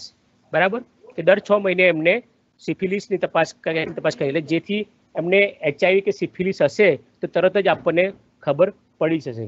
અને બીજું આવશે કે એમને પ્રિઝમ્પટિવ ટ્રીટમેન્ટ, મેં જે વાત કરી કે એમને અમુક હાઈ રિસ્ક એક્ટિવિટીના કારણે એમને અમુક પ્રકારના રોગ કે એસટીઆઈ થવાની શક્યતા વધારે છે, જોખમ વધારે છે, થઈ ગયેલું હોય છે. બરાબર. તો એ જો રોગ થઈ ગયો હોય તેને મટવા માટે અને જો જોખમ હોય તો જોખમ સામે રક્ષણ આપવા માટે આપણે એને અમુક દવા આપીએ છીએ. બરાબર. આપણે એવું પ્રિઝ્યુમ કરીએ છીએ કે આવું કોઈક એમને રોગ થવાનું જોખમ છે કે રોગ થઈ ગયો છે, એવું પ્રિઝ્યુમ કરીને આપણે એમને ટ્રીટમેન્ટ કરીએ છીએ. એટલે આપણે એને પ્રિઝમ્પટિવ ટ્રીટમેન્ટ આપણે એને કહીએ છીએ. અને એમાં મેઇનલી ગોનોરિયા અને ક્લેમિડિયા હોય છે, એનાથી ચેપનું જોખમ વધારે રહેલું છે. તો એના માટે આપણે એઝિથ્રોમાઇસિન અને સેફિઝિમ આપીએ છીએ. જે આપણે એસટીઆઈની જે દવાઓ છે એ આપણે કિટ ફોર્મમાં આગળ જોઈશું. બરાબર. એ કિટ ફોર્મમાં આપણે હોય છે. તો એના માટે પહેલી કિટ ગ્રે કલરની હોય છે, એ વાપરીએ છીએ ટ્રીટમેન્ટ માટે. અને પછી દર 3 મહિને દર્દીની તપાસ કરવાની હોય છે. પછી દર્દી 3 મહિને રેગ્યુલર ના આવે, બરાબર, તો એ દર્દીને આરએમસી દર 3 મહિને ના આવે એ આરએમસીનો સમયગાળો 6 મહિના કરતાં વધી ગયો હોય, બરાબર, તો પછી તો જ એવા જ કિસ્સામાં, અથવા તો એણે જે એસટીઆઈ થયો હોય એ તેના 6 મહિના કરતાં વધુ થયો હોય, તો એવા જ કિસ્સામાં આપણે એને પ્રેઝન્ટ ટ્રીટમેન્ટ એને ફરી રિપીટ કરવાની છે. બધાને નથી કરવાની. જો દર્દી દર 3 મહિને આરએમસીમાં આવતો હોય, આપણે તપાસ કરી એને કોઈ રોગ છે નહીં તો કોઈ ટ્રીટમેન્ટની જરૂર છે. બરાબર. પણ જો એ રેગ્યુલર દર 3 મહિને તપાસ ના તો હોય, બરાબર, એ આરએમસીનો સમયગાળો, લાસ્ટ આરએમસીનો કે લાસ્ટ ટ્રીટમેન્ટનો સમયગાળો 6 મહિના કરતાં વધી ગયો હોય, તો એવા કિસ્સામાં પછી એને પીટી આપવાની, એટલે કે રિપીટ કરવાની જરૂર હોય છે. હવે જો એસટીઆઈ વિશે જોઈએ તો ઘણા બધા એસટીઆઈ હોય છે. બેક્ટેરિયા દ્વારા થાય, વાયરસ દ્વારા થાય, ફંગસ, પ્રોટોઝોઆ, અને ઘણા બધા નામો હોય છે જે મેડિકલ નામો હોય છે, ગોનોરિયા, ક્લેમિડિયા, સેન્ક્રોઇડ ને હર્પીસ ને કેન્ડિડાયાસિસ ને ટ્રાઇકોમોનાસિસ. આપણે આ નામ કોઈ યાદ રાખવાના છે નહીં, કારણ કે આપણે હવે અત્યારે શું લાયા છીએ, આપણે લક્ષણો આધારિત સારવાર પદ્ધતિ. તો આપણે એના લક્ષણો યાદ રાખવાનો છે. આ તે જસ્ટ ખાલી એક આ પિક્ચર મૂક્યું છે કે મેલ અને ફિમેલમાં પ્રજનન અંગોનો આંતરિક દેખાવ કેવો હોય છે. આ પ્રજનન અંગોમાં ક્યાંક ને ક્યાંક ચેપ લાગેલો હોય તો વિવિધ પ્રકારના એસટીઆઈ આરટીઆઈ થતા હોય છે. અને જે આગળ નામ પર બતાવે એ પ્રમાણેના નામથી ઓળખવામાં આવે છે. પણ હાલની સારવાર પદ્ધતિમાં આપણે હવે એ નામોને બદલે આપણે ફક્ત અને આપણે લક્ષણોના સિન્ડ્રોમના આધારે જ આપણે એને ઓળખીએ છીએ. હવે એ લક્ષણો કે સિન્ડ્રોમના આધારે જોઈએ તો અમુક લક્ષણો કે સિન્ડ્રોમ એવા હશે કે માત્ર ફિમેલમાં દેખાતા હશે, અમુક સિન્ડ્રોમ એવા હશે કે જે માત્ર મેલમાં દેખાતા હશે, અને અમુક સિન્ડ્રોમ એવા હશે કે જે મેલ અને ફિમેલ બંનેમાં દેખાતા હશે. તો જે મેઇન વાત કરીએ કે સ્ત્રી પુરુષ બંનેમાં જો લક્ષણ દેખાતા હોય તો ગુપ્તાંગ પર ખંજવાળ આવી, ગુપ્તાંગના ભાગે ચાંદા થવા, ગુદામાં આગળથી પ્રવાહી જવું એટલે કેનોરિકલ ડિસ્ચાર્જ, પછી ગુપ્તાંગમાં ચીરા પડવા એટલે કે વાર્ડ્સ, અને આપણા શરીરમાં રોગ પ્રતિકારક તંત્ર સાથે સંકળાયેલી લસિકા ગ્રંથિઓ આવેલી હોય છે કે જેને લિમ્ફ નોડ કહીએ છીએ. એ લિમ્ફ નોડમાં સોજો આવે કે લસિકા ગ્રંથિમાં સોજો આવે કે જેને આપણે ઇન્ગ્વેનલ બ્યુબો આપણે કહીએ છીએ. પછી જે વાત કરી કે અમુક લક્ષણો એવા હશે કે જે માત્ર પુરુષોમાં દેખાય છે, તો પેશાબમાં પરવું આવવું એટલે કે યુરેથ્રલ ડિસ્ચાર્જ, બરાબર, કે જેને આપણે દેશી ભાષામાં કહીએ છીએ કે રસી જવી, ઘાત જવી, વૃષણકોથળી પર દુખાવા સાથે સોજો થવો એટલે કે પેઇનફુલ સ્ક્રોટલ સ્વેલિંગ. અમુક લક્ષણો જે માત્ર સ્ત્રીઓમાં જોવા મળે છે એટલે કે જાતિ સંબંધ કરતો બાદથી દુખાવો થવો, પીઠમાં દુખાવો થવો, યોનિમાંથી સ્ત્રાવ આવવું, શરીર ધોવાવું, અને સ્ત્રાવ કેવો હશે? સફેદ જાડો હશે, દૂધ જેવો હશે, દહીંવાળો ફોદા જેવો હશે, પીળું વાસ મારતું પાણી હશે, બરાબર. અને ઇરેગ્યુલર મેન્સ્ટ્રુઅલ સાયકલ એટલે કે અસામાન્ય માસિક સ્ત્રાવ હશે, બરાબર. તો અહીંયા આપણે આ બધું તમને થશે કે આ કઈ રીતે યાદ રાખવું, બરાબર. કોઈ ચિંતા નહીં, એક સિમ્પલ ક્રોનોલોજીકલ ક્રમમાં જઈએ, બરાબર. કે ભાઈ એસટીઆઈ કોનામાં થાય? બંનેમાં થાય, મેલમાં પણ થાય, ફિમેલમાં પણ થાય. કયા એસટીઆઈ બી મુખ્ય હોય તો આપણને ખબર હોવી જોઈએ કે ભાઈ ડિસ્ચાર્જ એટલે કે રસી આવી અને ચાંદુ એટલે કે અલ્સર થવું. તો આપણે જોઈએ ડિસ્ચાર્જ એટલે કે રસી આવી. પુરુષમાં ઇન્ફેક્શન ક્યાં હોય? યુરેથ્રામાં, બરાબર, પેશાબની નળીમાં. તો ડિસ્ચાર્જ ક્યાં જોવા મળે? યુરેથ્રલ ડિસ્ચાર્જ જોવા મળે, બરાબર. પેશાબની નળી હોય એટલે બીજા કયા કયા લક્ષણો જોવા મળે? પેશાબને લગતા એટલે કે પેશાબ કરતી દુખાવો થવો, પેશાબ કરતી બળતરા થવી, વારંવાર પેશાબ કરવા જવું અને પેશાબમાંથી રસી આવી. આ એના લક્ષણો થાય યુરેથ્રલ ડિસ્ચાર્જના. એ જ રીતે ફિમેલમાં ડિસ્ચાર્જ માટેના ઇન્ફેક્શન ક્યાં થાય? આઈધર વજેનામાં, યોનિમાં અથવા તો ગર્ભાશયના મુખમાં એટલે કે સર્વિક્સમાં. તો શું જોવા મળશે? વજેનલ ડિસ્ચાર્જ જોવા મળશે અથવા તો સર્વાઇકલ ડિસ્ચાર્જ જોવા મળશે. એ બહાર આવશે ક્યાંથી? વજેનામાંથી જ. એટલે પેશન્ટો જ્યારે કમ્પ્લેન લઈને આવશે વજેનલ ડિસ્ચાર્જની, પણ જ્યારે આપણે સ્પેક્યુલમથી એને એક્ઝામિન કરીશું અને વજેનલ વોલ ડિટેક્ટ કરીશું ત્યારે આપણે જોઈ શકીશું કે ખરેખર એને વજેનલ વોલમાંથી ડિસ્ચાર્જ આવે છે એટલે કે વજેનલ ડિસ્ચાર્જ છે, અથવા તો સર્વિસ પછી ડિસ્ચાર્જ આવે છે એટલે કે સર્વાઇકલ ડિસ્ચાર્જ છે, અથવા તો મિક્સ પ્રકારનું પણ હોઈ શકે. અગાઉ વાત કરી કે એક વ્યક્તિને એકથી વધુ પ્રકારના પણ એસટીઆઈ હોઈ શકે છે. એટલે બની શકે છે કે એને વજેનલ ડિસ્ચાર્જ પણ હોઈ શકે છે અને સર્વાઇકલ ડિસ્ચાર્જ પણ જોડે જોડે હોઈ શકે છે. લક્ષણો તો આપણે એ જ જોયું કે વાસ મારતું, પીડાશ પડતું પ્રવાહી હશે, એ દહીંના ફોદા જેવું હશે, દૂધ જેવું હશે, ઘણી વખત બ્લડ સ્ટેન પણ હશે. અને બીજા અન્ય લક્ષણોમાં પેશાબ કરતી દુખાવો થવો, પેશાબ કરતી બળતરા થવી, જાતિ સમાગમ કરતી કે દુખાવો થવો, પેઢુમાં દુખાવો થવો, કમરમાં દુખાવો થવો, પછી માસિક ચક્ર અનિયમિત થઈ જાય, આ વગેરે વગેરે લક્ષણો આમાં જોવા મળતું હોય છે. હવે અહીંયા જે વાત કરી કે અન્ય એસટીઆઈ આરટીઆઈ, અન્ય એસટીઆઈ એટલા માટે કે આપણે જે વાત કરી કે એસટીઆઈ આરટીઆઈ ક્યાં થાય? તો એસટીઆઈ આરટીઆઈ માટે આપણે મગજમાં એક જ વસ્તુ આવે કે આપણા પ્રજનંગો અથવા તો આપણા ગુપ્તાંગો, બરાબર. પણ હાલના તબક્કા આપણે જોઈએ છીએ કે મુખ મૈથુન અને ગુદા મૈથુનનું પણ પ્રમાણ વધી રહ્યું છે, ઓરલ સેક્સ અને એનલ સેક્સ, બરાબર. તેનાથી પણ લોકોમાં ઓરલ એસટીઆઈ અને એનલ એસટીઆઈના કેસો પણ જોવા મળે છે. અને એ અંગો આપણા પ્રજનન અંગોમાં અથવા તો ગુપ્તાંગોમાં આવતા નથી. એટલે એ અંગોમાં જો એસટીઆઈ થાય તો આપણે એને હવે અધર એસટીઆઈ તરીકે લઈએ છીએ. એટલે જો પેશન્ટ ઓરલ સેક્સ સાથે ઓરલ સેક્સમાં ઇન્વોલ્વ હશે તો એને ગળાના ભાગે ઇન્ફેક્શન હશે તો ઓરલ ડિસ્ચાર્જ જોવા મળતો હશે. એ જ રીતે જો એનલ સેક્સમાં ઇન્વોલ્વ થયો હશે તો એના એનોરેક્ટલ રિજનમાં પણ ઇન્ફેક્શન હશે તો એને એનોરેક્ટલ ડિસ્ચાર્જ જોવા મળશે. હવે બીજો જે સિન્ડ્રોમ આવે છે ચાંદુ પડવું એટલે કે અલ્સર થવું. હવે ચાંદા થવાનું કારણ બે પ્રકારનું હોય છે, બેક્ટેરિયાથી ચાંદા થાય અથવા તો વાયરસથી ચાંદા થાય. હવે જે ચાંદા વાયરસથી થાય છે એને આપણે વાયરલ અલ્સર કહીએ છીએ, બરાબર. અને જે વાયરસથી ચાંદુ થાય છે એમાં આપણે જે એસટીઆઈમાં છે મુખ્યત્વે વાયરસ હોય છે એ હર્પેટિક વાયરસ હોય છે. એટલે હર્પેટિક વાયરસથી જે અલ્સર કે ચાંદુ પડે છે એને આપણે હર્પેટિક અલ્સર કહીએ છીએ. અને જે અલ્સર વાયરસથી નથી થતા એટલે કે હર્પીસથી નથી થતા પણ એ થવા પાછળ બીજા ઘણા બેક્ટેરિયા હોય છે, બેક્ટેરિયલ અલ્સર, પણ હર્પસથી નથી થતા તો આપણે એને શું કહીએ છીએ? નોન હર્પેટિક અલ્સર કહીએ છીએ, બરાબર. તો સેમ વસ્તુ જો મુખ મૈથુન કરતું હશે તો એને ઓરલ અલ્સર પર જોવા મળશે. એ જ રીતે જો ગુદા મૈથુન કરતું હશે તો એને એનલ અલ્સર પર જોવા મળશે. પછી આઈધર એ હર્પેટિક હશે એટલે કે હર્પસ વાયરસ થતા હશે અથવા તો નોન હર્પેટિક એટલે કે અન્ય કોઈ બેક્ટેરિયાથી થતા હશે, બરાબર. પછી આવે છે બીજા જે સ્કિન હોય, બરાબર. સ્કિન ઇન્ફેક્શન એક એવું હોય છે કે જે સ્પર્શથી પણ થઈ સ્કિન ઇન્ફેક્શન બીજા લોકોને ફેલાઈ શકતું હોય છે. એમ આપણા ગુપ્તાંગની જે સ્કિન હોય છે ત્યાં જો ઇન્ફેક્શન થયું હોય તો એ infected skin during the sexual act આપણા પાર્ટનરના ગુપ્તાંગની સ્કિનના કોન્ટેક્ટમાં આવે તો ત્યાં પણ એને એસટીઆઈ ફેલાય, ત્યાં પણ એને ઇન્ફેક્શન થઈ શકે છે. અને આ ઇન્ફેક્શન સેક્સ્યુઅલ રૂટથી ટ્રાન્સમિટ થયું તો આ પ્રકારના ઇન્ફેક્શનને પણ આપણે એસટીઆઈ તરીકે કન્સિડર કરીએ છીએ. એમાં મુખ્યત્વે 4 પ્રકારના સ્કિન ઇન્ફેક્શન કે જે આપણે પ્યુબિક રિજનમાં એટલે કે આપણા ગુપ્તાંગના ભાગે થતા હોય. એક તો ખસ, શરીરના કોઈ પણ ભાગે થાય, મુખ્યત્વે આપણે આંગળમાં થતી હોય છે, ગળાના ભાગે થાય, બગલમાં થાય, પણ જો આપણે ગુપ્તાંગના ભાગે ખસ થઈ હશે તો એ ખસવાળી સ્કિન આપણા પાર્ટનરના ગુપ્તાંગના કોન્ટેક્ટમાં આવશે તો ત્યાં પણ એક ખાસ ઇન્ફેક્શન ફેલાવશે. જ્યારે સ્કેબિસ પણ એક પ્રકારનો STI થયો. પછી આવે છે આપણે પ્યુબિક હેર એટલે કે વાળ જે માથાના વાળ હોય ગમે તે વાળ હોય બરાબર. તો ત્યાં જો આપણે પ્રોપર હાઇજીન ના રાખીએ તો જોવું પડે. એમ આપણા ગુપ્તંગના ભાગે પ્યુબિક રિજનમાં પણ વાળ હોય છે. જો ત્યાં પ્રોપર આપણે હાઇજીન ના રાખીએ તો એમાં પણ જોવો પડતી હોય છે. તો એનું પણ ટ્રાન્સમિશન સેક્યુરિટી આપણે પાછળના બીક રિજનમાં થઈ શકતું હોય છે.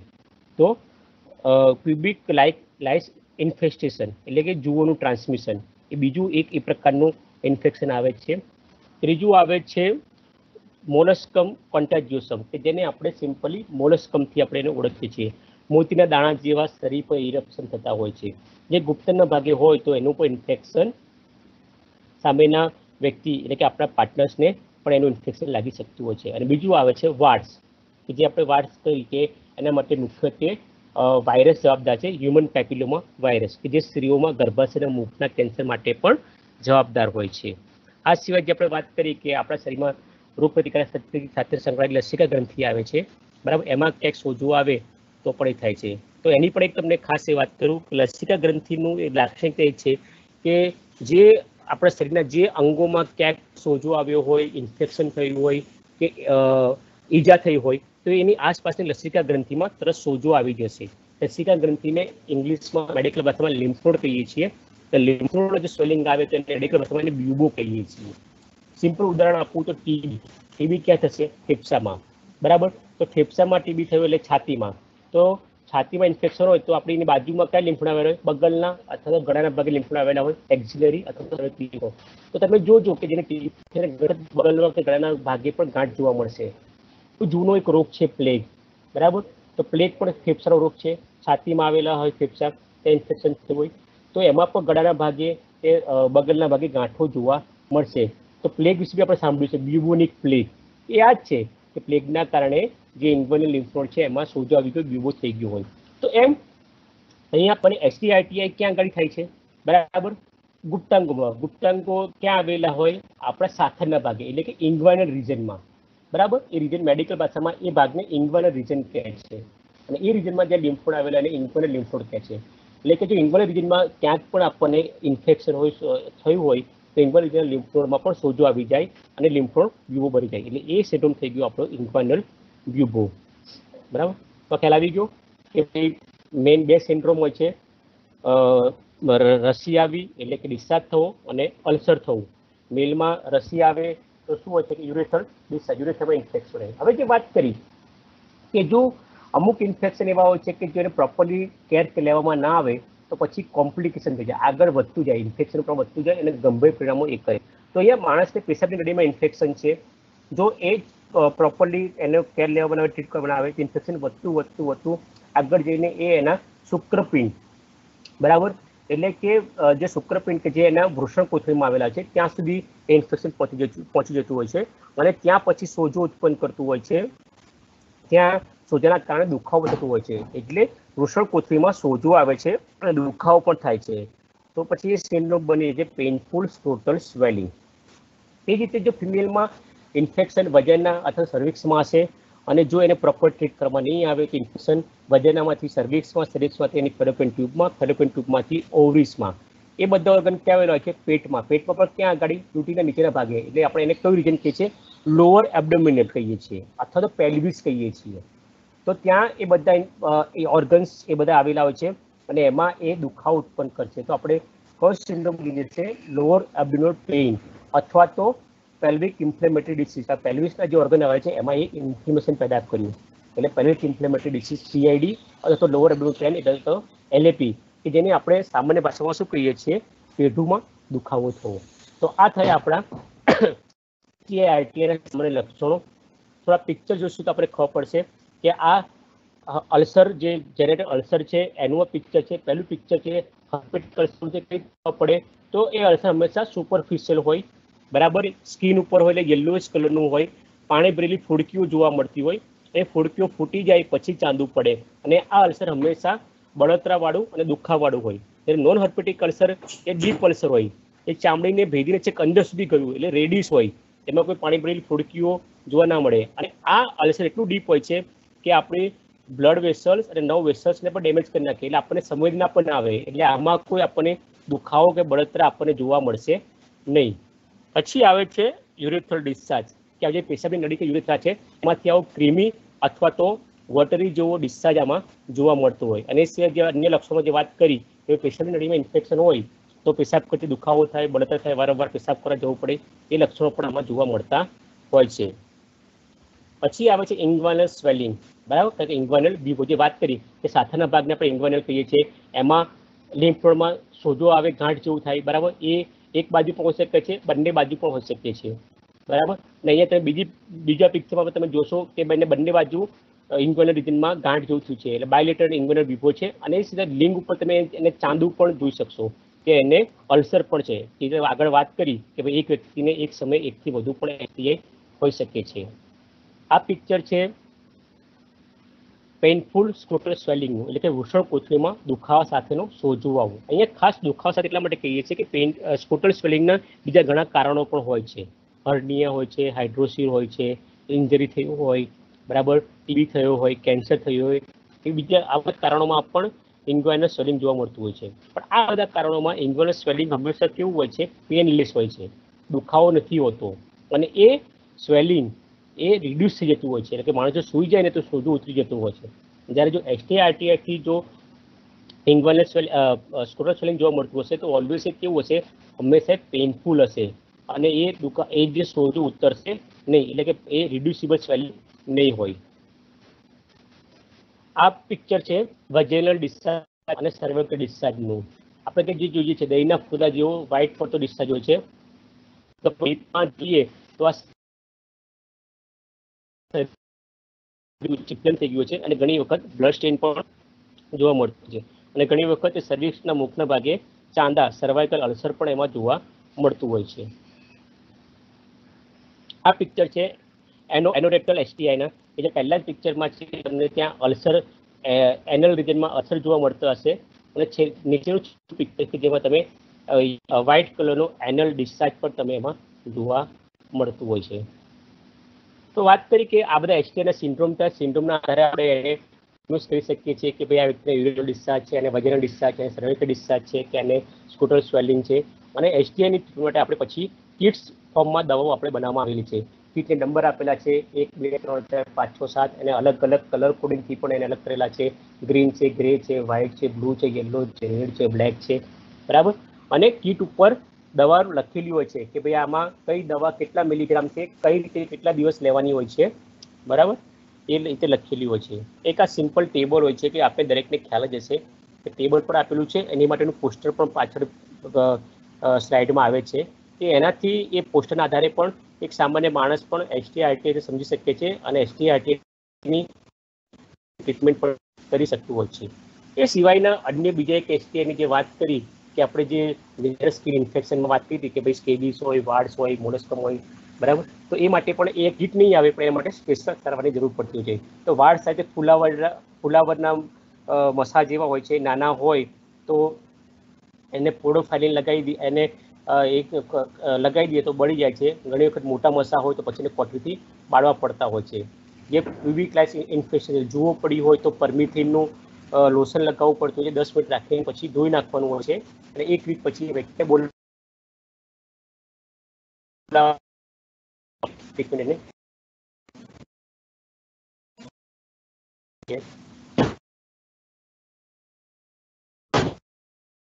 હોય છે. ટ્રાયક્લોરોએસિટિક એસિડથી બાળી નાખવાનો હોય છે. જો મોલસ્કમ જો વધારે હોય, મોટા હોય, થી બાળવા પણ હોય છે.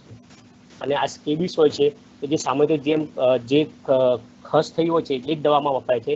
બેન્ઝાઇલ બેન્ઝોએટ અથવા તો પરમિથિન આખી રાત લગાવીને સૂઈ જવાનું, અને સવારે પછી એને નહાવાનું. અહીંયા ખાસ રીતે રાખવાનું હાઈલી ઇન્ફેક્શન છે, એટલે ફેમિલીને બીજા મેમ્બર્સમાં પણ આ જોવા મળતું હોય છે. તો એના જે કપડાં છે, ટુવાલ છે, વાસણો છે, ચાદરો છે, આ ખાસ એમાં અલગ રાખવાની હોય છે. જે કીટની વાત કરી એના ફોટોસ આ છે કે ભાઈ અલગ અલગ કલર અલગ નંબરની કીટ હોય તો આ રીતે કલર પરથી ખબર પડી જાય કે ગ્રે કલરની કીટ છે, ઉપર નંબર પર લખેલો કીટ નંબર 1 છે, કઈ દવા છે, એઝિથ્રોમાઇસિન 1 ગ્રામ કેટલા મિલીગ્રામ, સિંગલ ડોઝ કઈ રીતે લેવાની, કેટલા દિવસ લેવાની, કયા સિમ્ટમ માટે વપરાય છે. કીટ નંબર 2 છે, 3, 4 છે, 5 છે, 6 છે, 7 છે. જે પોસ્ટરની વાત કરીએ, આ પોસ્ટર આ ગયું. આ પોસ્ટર પણ આપ સૌની પાસે હશે. દરેક ICTC, STI અને દરેક ટીઆઈ એનજીઓસમાં અને લિંક વર્કરમાં પોસ્ટરો આપેલા છે. ના હોય તો જીસીએક્સમાં પણ જ્યારે આવો ત્યારે મંગાવી શકો છો. આ પોસ્ટર તમારે ત્યાં લગાવી શકો, કાઉન્સિલર રૂમમાં લગાવી દો, ડૉક્ટરના રૂમમાં લગાવી દો. તો આ પોસ્ટરના આધારે પણ STI-RTI શું છે, એના સિન્ડ્રોમ કયા છે, સિન્ડ્રોમના આધારે એનું સિન્ડ્રોમિક ડાયગ્નોસિસ, એના આધારે એનું કઈ દવાની જરૂર છે, એના પાર્ટનરને કઈ દવાની જરૂર છે, ફોલોઅપમાં ક્યારે બોલાવવા વગેરે પણ આની સમજ આપણને પડી જશે. તો મેઇનલી STIની સારા માટે આપણે જે વાત કરી કે સરકારે તો દરેક ICC ક્લિનિકમાં, STI ક્લિનિકમાં આની ફેસિલિટી છે. એ સિવાય HIGs માટે પણ આપણે TI દ્વારા પણ આપણે ક્લિનિક રન કરીએ છીએ. એમાં અલગ અલગ પ્રકારના ક્લિનિક હોય છે, સ્ટેટિક ક્લિનિક હોય છે, PPP મોડ પદ્ધતિ હોય છે, હાઇબ્રિડ પદ્ધતિ યુઝ કરીએ છીએ. અથવા TI દ્વારા હેલ્થ કેમ્પમાં પણ આનું નિદાન કરવામાં આવે છે. અથવા નજીકના ગવર્મેન્ટ ફેસિલિટીમાં પણ એ ક્લાયન્ટ્સને રિફર કરવામાં આવે છે. તો STI-RTIમાં સારવાર તો ડૉક્ટર કરશે, તો આપણી ભૂમિકા શું? તો મેઇન વસ્તુ એ કે STI-RTIની સમજ આપણને હોય, એના લક્ષણોની સમજ આપણને હોય, તે આધારે આપણે STI-RTI દર્દીઓને આપણે ઓળખી શકીશું અને એને સારવાર માટે આપણે એને મોકલી શકીશું. તો દર્દીઓની ઓળખ, એને રિફર કરવું, એનો ફોલોઅપ કરવું, નિરોધનું નિદર્શન વિતરણ, બરાબર, IEC-IPC દ્વારા એને કાઉન્સિલિંગ કરવું, હેલ્થ એજ્યુકેશન આપવું, બરાબર, હાઈ રિસ્ક જે બિહેવિયર એ વ્યક્તિને ઓળખવું, એનું રિસ્ક રિડક્શન કરવું, સેફર સેક્સ પ્રેક્ટિસમાં એને ટ્રાન્સમિટ કરવું, રેગ્યુલર મિટિંગ કરવી, રિપોર્ટિંગ કરવું, અને બીજી જે પણ HIV STI-RTIની જે પણ IEC કે આપણે જે પણ જનજાગૃતિના કાર્યક્રમો કરીએ છીએ એમાં આપણે ભાગ લેવો, મદદરૂપ થવું. તો આ મેઇન થયું ઉપર થયું STI-RTI. કોઈને કોઈ પ્રશ્ન હોય તો આપ પૂછી શકો છો.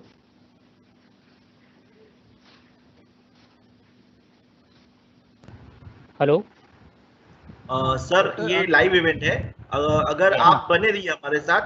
अभी हमने चैट बॉक्स में लिखा है कि जिसको कोई सवाल है या क्वेरीज है तो वो टाइप करे करके.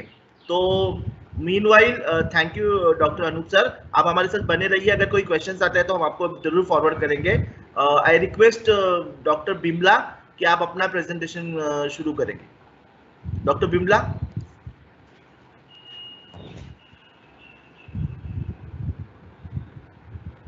या अगर किसी को कुछ सवाल है तो प्लीज चैट बॉक्स में आप लोग टाइप कर सकते हैं. यहाँ पे हमने बताया है. तो अगर we can share it with doctor Anoop, और डॉक्टर अनूप सर आपको उसके जवाब देने की कोशिश करेंगे. Hello Amit, can I slide share? ये ऑलरेडी जो प्रेजेंटेशन. या madam, please you can share your screen. But you will have to remove the slide share which is happening right now. Yes. Doctor Anoop, ये आपका शेयरिंग प्लीज बंद कर दीजिए sir. Stop sharing कर दीजिए. एक one thing,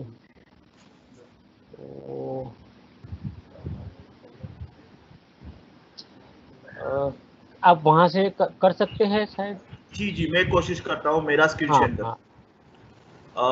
doctor Vimla, it's fine अगर मैं यहाँ से पीपीटी रन करूँ तो? हाँ, इट्स फाइन. वन शेयर करो, फिर करवाओ.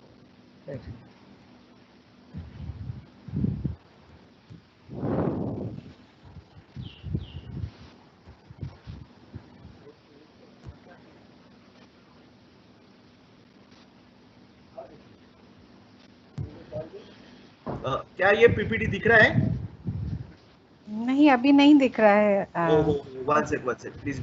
मैं सर को हेल्प करता हूँ टू अनशेयर इट. पहले आज दिखाई.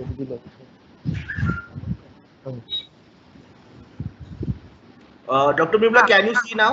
हाँ, यस आई कैन सी. इसको आप स्लाइड मोड में. आप सबको मेरा नमस्कार. मैं डॉक्टर बिमला उपाध्याय UNFPA की तरफ से आज एक छोटा सा टॉपिक जो कि इस टाइम पे बहुत इम्पोर्टेंट है, वो है जो सोशल स्टिग्मा अटैच्ड है कोविड के नाम से के साथ में. एक आप सभी को पता है कई ऐसे इंसिडेंसेस हुए हैं जिसमें जो लोग कोविड के साथ हैं या जो उससे ठीक होके बाहर निकले हैं, या फिर जो कोविड अस्पतालों में काम करते हैं, वो चाहे हमारे नर्स हो, सफाई कर्मचारी हों या डॉक्टर्स हों, उनके साथ में थोड़ा सा भेदभाव वाला, जो कि हम एक स्टिग्मा, जिसका मतलब है भेदभाव वाला व्यवहार किया गया जा रहा है, एंड उसके विषय में थोड़ा सा मैं आपसे बात करना चाहूँगी। Next slide please. तो ये एक कॉमन बात होती है कि जब भी कभी आउटब्रेक्स होते हैं, इस तरह के डिजीजेस, जब भी इस तरह की बीमारियां आती हैं, तो एक लोगों में एक एंजाइटी होना, और जो सोसाइटी है उसमें एक एंजाइटी, घरों में जो लोग रह रहे हैं उनके अंदर एक इस बीमारी के प्रति एंग्शियस होना एक नॉर्मल चीज़ है। और साथ ही साथ क्योंकि सोशल डिस्टेंसिंग हमें करनी है, इसमें एक दूसरे से दूरी बना के रखनी है, तो उस चीज़ की वजह से एक स्टिग्मा बढ़ जाता है। और जब ऐसी सिचुएशन होती है, क्राइसिस वाली सिचुएशन होती है, तो कई बार जो नॉर्मल बिहेवियर्स नहीं रहते हैं, हम एक दूसरे के प्रति थोड़ा सा आक्रामक हो जाते हैं, और हमारी सोसाइटी में थोड़े से डिस्ट्रप्शंस हो जाते हैं। जैसे कि आपने देखा होगा कि टेस्टिंग को लेके लोग बताते नहीं हैं। इवन अगर कोविड किसी को है तो वो अपना मुझे हो गया है इस बारे में इन्फॉर्म नहीं करता है। अगर वहाँ घर में कोई किसी के जैसे पता चला और उस जगह डॉक्टर्स या नर्सेस टेस्ट करने के लिए पहुंचे, तो आपने इंसिडेंसेस भी सुने होंगे कि उनको मारा गया, उनकी गाड़ी को तोड़ दिया गया और उनको भगा दिया गया और पुलिस को आना पड़ा। तो इस तरह के काफ़ी सारे इंसिडेंसेस हो रहे हैं, खासकर स्वास्थ्य कर्मचारियों के साथ, सफाई कर्मचारियों और इवन पुलिस के साथ में। और ये चीज़ों को हैंडल करने में हमारा जो रोल है, जो हम आउटरीच में जाते हैं, इनका बहुत बड़ा रोल है। और हमें ये देखना है कि जो ये डिस्क्रिमिनेशन हो रहा है या स्टिग्मा हो रहा है, क्योंकि डर और एक गलत इन्फॉर्मेशन, इवन इन्फेक्शन के बारे में एक गलत इन्फॉर्मेशन होती है, तो उसकी वजह से कई बार इस तरह के डर लोगों के अंदर होते हैं और वो इस तरह के रिएक्शंस करते हैं। और ये भी देखा गया है कि अगर कोई रिकवर भी हो गया है, उसको कोविड ठीक भी हो गया है, तो उन लोगों को भी डिस्क्रिमिनेशन, उनको हमेशा के लिए ये सोचा जाता है कि इनको कोविड है तो इनसे बात नहीं करनी है। और ये भी देखा गया है कि कुछ कम्युनिटीज़ को उसके लिए जिम्मेदार मान लिया गया है और उनके प्रति एक गलत व्यवहार किया गया। और इसके ये सब चीज़ें हमें इस चीज़ सोचने पे बाध्य करती हैं, क्या ये सही है ये करना, ये जो व्यवहार बढ़ रहा है आपसी, ये ठीक है, ये गलत है, ये सबको पता है। तो इसको ठीक करने के लिए क्या ज़रूरत है कि हम लोगों को सही जानकारी दें और उनको किस तरह से ये जो सिचुएशन है, जो क्राइसिस वाली एडवर्स सिचुएशन है, इसको किस तरह से हम फेस करें, क्योंकि ये एक के लिए नहीं है, ये सभी के लिए यही सिचुएशन है। तो इसमें हमारे जो फ्रंट लाइन वर्कर्स हैं, इनका एक बहुत अच्छा रोल हो सकता है और वे ये बहुत अच्छे से इस चीज़ को हैंडल कर सकते हैं। Next slide please. तो अब एज ए रेस्पॉन्सिबल सिटीज़न हमें क्या करना चाहिए कि हमें पता है कि कोविड बहुत ही ज़्यादा कंटेजियस डिजीज़ है। ये नज़दीक खड़े होने पे या इवन अब तो ऐसे भी वो आ रहे हैं कि हवा से भी फैल सकती है, कोई संक्रमित सतह है उसको छूने से भी फैल सकती है, और सोशल डिस्टेंसिंग करना ज़रूरी है, हाथों को धोना ज़रूरी है। और जब हमें खांसी या ज़ुकाम है तो उसके प्रति हमें कैसे खांसी करनी है, टिश्यू में लेके आप रखना है या रुमाल से मुंह ढकना है। अगर हम ये करते हैं तो ये जो बहुत ही ज़्यादा कंटेजियस है, लेकिन इसको हम बचाव के भी इसके अपने तरीके हैं, और अगर हम सही तरीके से बचाव के तरीके अपनाएं तो इससे बचा जा सकता है। तो ये एक चीज़ सबको पता होनी चाहिए, मैसेज सबके पास होना चाहिए कि हालांकि ये बहुत ही ज़्यादा कंटेजियस है, ये बहुत ही ज़्यादा फैलने वाली बीमारी है, बहुत जल्दी फैलती है, लेकिन इसके बचाव के भी तरीके हैं और हम इससे प्रोटेक्ट अपने को कर सकते हैं। साथ ही साथ ये भी बताना ज़रूरी है कि ये बहुत ज़्यादा जैसे अगर हम इंडिया में जो इतने सारे केसेस हो रहे हैं, लेकिन जो इसका डेथ रेट है वो बहुत कम है, लेस देन 3%, 2.8, 2.9% है। मतलब अगर 100 लोगों में होती है तो कुछ ही लोग हैं, 1 या 2 या 3 लोग हैं जिनकी डेथ होती है, और वो भी जिनको या तो ज़्यादा एज है या फिर कोमॉर्बिडिटीज़ हैं। तो ये बहुत है ऐसी बीमारी जो बहुत ज़्यादा फैल रही है, बट घबराने की या पैनिक करने की ज़रूरत नहीं है, और इसमें एहतियात प्रिकॉशंस लेने की ज़रूरत है। और किसी को अगर प्रिकॉशंस के बावजूद भी अगर इन्फेक्शन हो गया है तो उस व्यक्ति का इसमें कोई दोष नहीं है, ये उसकी कोई गलती नहीं है, ये बात सबको क्लियर होनी चाहिए। और इस सिचुएशन में परेशान होके ना उस व्यक्ति से या ना उस फैमिली से हमें गलत व्यवहार करना है, ये हमें उनको सपोर्ट करना है, उनको उनके साथ कोऑपरेशन करना है, उनको खाने की, सामान की, क्योंकि वो बाहर नहीं जा सकते हैं, लॉकडाउन हो रखा है और कई कंटेनमेंट जोन्स में एंट्री बहुत रिस्ट्रिक्टेड है। तो हमें ये कोशिश करनी चाहिए कि रादर देन कि उनकी जो परेशानी वाली हालत है उसको बढ़ाने की बजाय उनको हम किस तरह से खाना देने में या उनका जो रोज़ का बाज़ार का सामान है वो लाने में या मेडिसिन्स देने में कैसे हम उनको हेल्प करें, जिससे कि उनके वो ठीक हो सके और फिर उसके बाद वो रिकवरी में जा सकें। और ये आपने देखा ही है कि हम अगर अब इंडिया का रिकवरी रेट देखते हैं तो आज के समय में 70% से ज़्यादा लोग रिकवर्ड हैं और वो ठीक हो गए हैं, और ठीक होने के बाद में वो एक नॉर्मल तरह से रह रहे हैं। तो ये बहुत क्राइसिस वाली तो सिचुएशन है, बट इसमें बहुत ज़्यादा घबराने की ज़रूरत नहीं है। और ऐसा खासकर जो कि डॉक्टर्स अपना सब कुछ, डॉक्टर्स हैं, नर्सेज हैं, या जो भी हेल्थ प्रोफेशनल्स हैं, इवन आप लोग भी हैं जो आप फील्ड में जाते हैं और जो सपोर्ट कर रहे हैं इस सिचुएशन में, या पुलिस है या फिर सफाई कर्मचारी है जो कि बहुत एक क्रूशियल रोल इस टाइम पे निभा रहे हैं, उनको हमें सपोर्ट करना है, उनकी हमें सहायता करनी है और उनकी सराहना करनी है कि वो इस सिचुएशन में अपनी चिंता करे बिना सिस्टम को सपोर्ट करने की कोशिश कर रहे हैं। तो ये आउटरीच वर्कर्स को, क्योंकि बहुत सारी भ्रांतियां हैं लोगों के बीच में, ये एक बहुत इम्पॉर्टेंट रोल है जो आप प्ले कर सकते हैं। Next slide please. तो आपने ये देखा है कि जो भी कोविड के साथ में डायरेक्टली डील करते हैं या जो पेशेंट के साथ डील करते हैं, आपने पिक्चर्स में देखा होगा, आपने न्यूज़ में सुना होगा, उनको एक प्रोटेक्टिव इक्विपमेंट पूरा पहनना पड़ता है और वो घर पे अपने प्रिकॉशंस के साथ में आप घर में भी रह सकते हैं अगर वो अपना पूरा ध्यान रखें और पूरी तरह से अपने प्रोटेक्शन रखें। तो आपने कई इंसिडेंसेस सुना होगा डॉक्टर्स के साथ या नर्सेस के साथ या फिर अन्य कर्मचारियों के साथ, उनको घरों में नहीं आने दिया जाता है, या फिर किराए पे रहते हैं तो उनको बोला जाता है खाली करो। तो ये चीज़ें नहीं होनी चाहिए। एज ए रिस्पॉन्सिबल सिटीजन हम लोगों को इस चीज़ को समझना चाहिए और इसके बारे में हमें लोगों की भ्रांतियों को दूर करने में और इन लोगों को सपोर्ट करने में हेल्प करनी चाहिए।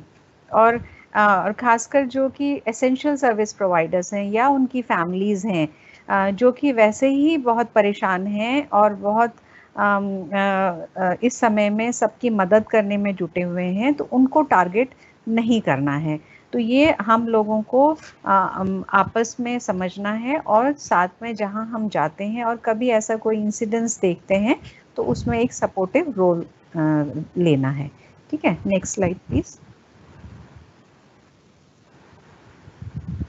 तो अब हमें करना क्या है और क्या नहीं करना है। करना क्या है कि हमने जो ये डॉक्टर्स हैं, नर्सेस हैं, सफाई कर्मचारी हैं या पुलिस हैं, उनको सपोर्ट करना है ताकि एसेंशियल सर्विसेज बनी रहें और उनकी फैमिलीज़ को भी हेल्प करना है अगर ज़रूरत पड़े। और कभी भी गलत, जैसे व्हाट्सएप में या सोशल मीडिया में बहुत सारी इन्फॉर्मेशन आती है, हर तरह की इन्फॉर्मेशन आती है, तो उस इन्फॉर्मेशन को शेयर करने से पहले हमें चेक कर लेना है कि कहीं हम गलत अफवाह तो नहीं फैला रहे हैं। हम अगर कोई इन्फॉर्मेशन शेयर कर रहे हैं तो वो एक ऑथेंटिक साइट से होना चाहिए, जो कि जैसे कि हेल्थ एंड फैमिली वेलफेयर की साइट है या वर्ल्ड हेल्थ ऑर्गेनाइजेशन की साइट है या फिर आपकी ऑर्गेनाइजेशन आपको जो बताती है वो अगर आप बिल्कुल, क्योंकि वो भी कंफर्म न्यूज़ आपके पास होनी चाहिए, तभी आप उस इंफॉर्मेशन को शेयर करें। और जो व्हाट्सएप में या सोशल मीडिया में फॉरवर्डेड मैसेजेस हैं उनको ना आप आगे बढ़ाएं, और पॉजिटिव स्टोरीज बताएं। जो लोग रिकवर हो गए हैं उनकी ज़्यादा स्टोरीज बताएं, रादर देन कि वो मतलब पैनिक फैलाने वाली सिचुएशंस या पैनिक फैलाने वाली न्यूज़ ना फैलाएं। तो आपको इन चीज़ों का ध्यान रखना है। और इसके साथ आप कोविड एक सिचुएशन आई है जो समय के साथ में ठीक हो जाएगी, और समय लगेगा, सभी को पता है, लेकिन अगर हम इस समय पे सब्र बना के रखेंगे और सही तरीके से सही चीज़ों के बारे में इंफॉर्मेशन देंगे और सपोर्ट करेंगे तो शायद हमारी ही हेल्प होगी और हमारी कम्युनिटी की हेल्प होगी। So thank you very much. I just ये छोटा सा एक मैसेज मैं आपको इस प्लेटफॉर्म के ज़रिए देना चाहती थी। Thank you. Thank you doctor Bimla. या डॉक्टर बिमला, अगर एक सवाल है, अगर ऐसे कोई डिस्क्रिमिनेशन होते दिखाई दे हमारे आजू बाजू में या कहीं पे भी, तो क्या कर सकते हैं? अगर हमारे गुजरात में या ऐसी जगह पे हमको इस तरह का डिस्क्रिमिनेशन जैसे आप कह रही हैं अभी हेल्थ केयर प्रोवाइडर्स के साथ या कम्युनिटीज के साथ इस तरह का कोई डिस्क्रिमिनेशन दिखाई दे, तो क्या कोई ऐसा फैसिलिटी है जहाँ पे हम रिपोर्ट कर सकते हैं या कहीं पे हम आप रिपोर्ट कर सकते हैं। इस समय गवर्नमेंट और इवन रूल्स हैं जो कि सपोर्टिव हैं for the health care providers and जो भी जिसके साथ भी डिस्क्रिमिनेशन हो रहा है। पहले तो आप वहाँ पर बातचीत के ज़रिए कि नहीं ऐसा है, ये आप अपने लेवल पे कर सकते हैं। लेकिन अगर बहुत ज़्यादा सिचुएशन ख़राब होती है तो आप लॉ एंड ऑर्डर का भी इस्तेमाल करवाने में हेल्प कर सकते हैं। जैसे कि अगर कहीं ऐसी सिचुएशन बनी है जहां डॉक्टर्स पे अटैक हो रहा है तो पुलिस को इन्फॉर्म करना, क्योंकि इस टाइम पे गवर्नमेंट और police and everybody is supporting, trying to support government doctors और नर्सेज और जो हेल्थ केयर प्रोवाइडर्स हैं, ताकि उनको सेवा देने में परेशानी ना हो। Thank you doctor Bimla. Yes Amit, over to you. या thank you. So doctor Anoop, आप हमारे साथ बने हैं। हमारे पास कुछ क्वेश्चंस हैं। तो एक क्वेश्चन जो कम्युनिटी से आया है वो ये है कि क्या सिफिलिस हमेशा के लिए ट्रीट हो सकता है क्या? So sir you can answer this. मैंने बोला ना, हाँ, अगाઉ પ્રેઝન્ટેશન પર વાત કરી હતી કે મોટા ભાગના એસટીઆઈ આરટીઆઈ ઇઝીલી છે. સિફિલિસની પણ દવા છે. જો તમે એનું બેન્ઝિડિન પેનિસિલિનનું ઇન્જેક્શન આવે છે તો એને સ્ટેજ પ્રમાણે કે સિંગલ ડોઝમાં પણ હોય છે અને થ્રી ડોઝમાં પણ હોય છે. તો તમે પ્રોપર એની ટ્રીટમેન્ટ લો તો સિફિલિસ કમ્પ્લીટલી ક્યોર થઈ જાય છે. ओके सर, और भी 2-3 सवाल है सर। सो मैं आपको पूछता हूँ, पार्टनर टेस्टिंग क्यों जरूरी है और एसटीआई ट्रीटमेंट का why it is necessary to do STI treatment? 2 सवाल एक दिए है सर उसमें, एक है पार्टनर टेस्टिंग के बारे में और एक है एसटीआई ट्रीटमेंट. હવે ખાસ જે આખું પ્રેઝન્ટેશનમાં જોયું એમાં જે 2-3 પોઈન્ટ ખાસ જે વધુ ભાર મૂકવાના છે એમાંનો એક આ પોઈન્ટ છે કે પાર્ટનર ટ્રીટમેન્ટ કે પેશન્ટ ટ્રીટમેન્ટ કેમ જરૂરી છે. કારણ કે જે એસટીઆઈ થાય છે એ અસુરક્ષિત જાતિ સંબંધથી થાય છે. એટલે જો પાર્ટનરમાં કોઈ એસટીઆઈ હશે તો એના પેશન્ટમાં આવશે. મીન્સ કે આપણે જેને પેશન્ટ કહીએ છીએ આપણી પાસે આવ્યું હોય, અથવા તો આપણા પેશન્ટમાં હશે તો એના પાર્ટનરને જશે.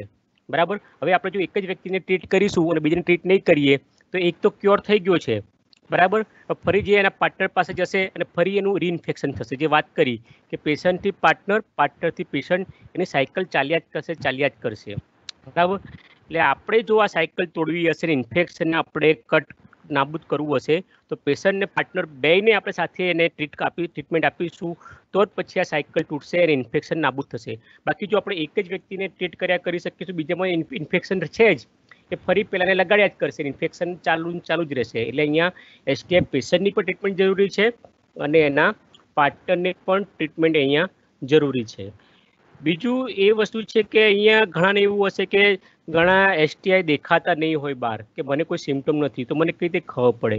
તો આપણે જે રૂટીન વાત કરીએ અહીંયા કે જે સિમ્ટમ છે સિમ્ટમના આધારે પણ માણસ આપણે ધારણા કહી શકીએ કે ભાઈ મને કોઈ એસટીઆઈ આરટીઆઈ શંકાસ્પદ લાગે છે કે નહીં, એટલે ડૉક્ટર પાસે તપાસ કરવા જઈએ. બરાબર, અને ડૉક્ટર ત્યાં તપાસ કરશે. ઘણા STI સિમ્ટમ એવા પણ હશે કે બહારથી નહીં પણ દેખાય.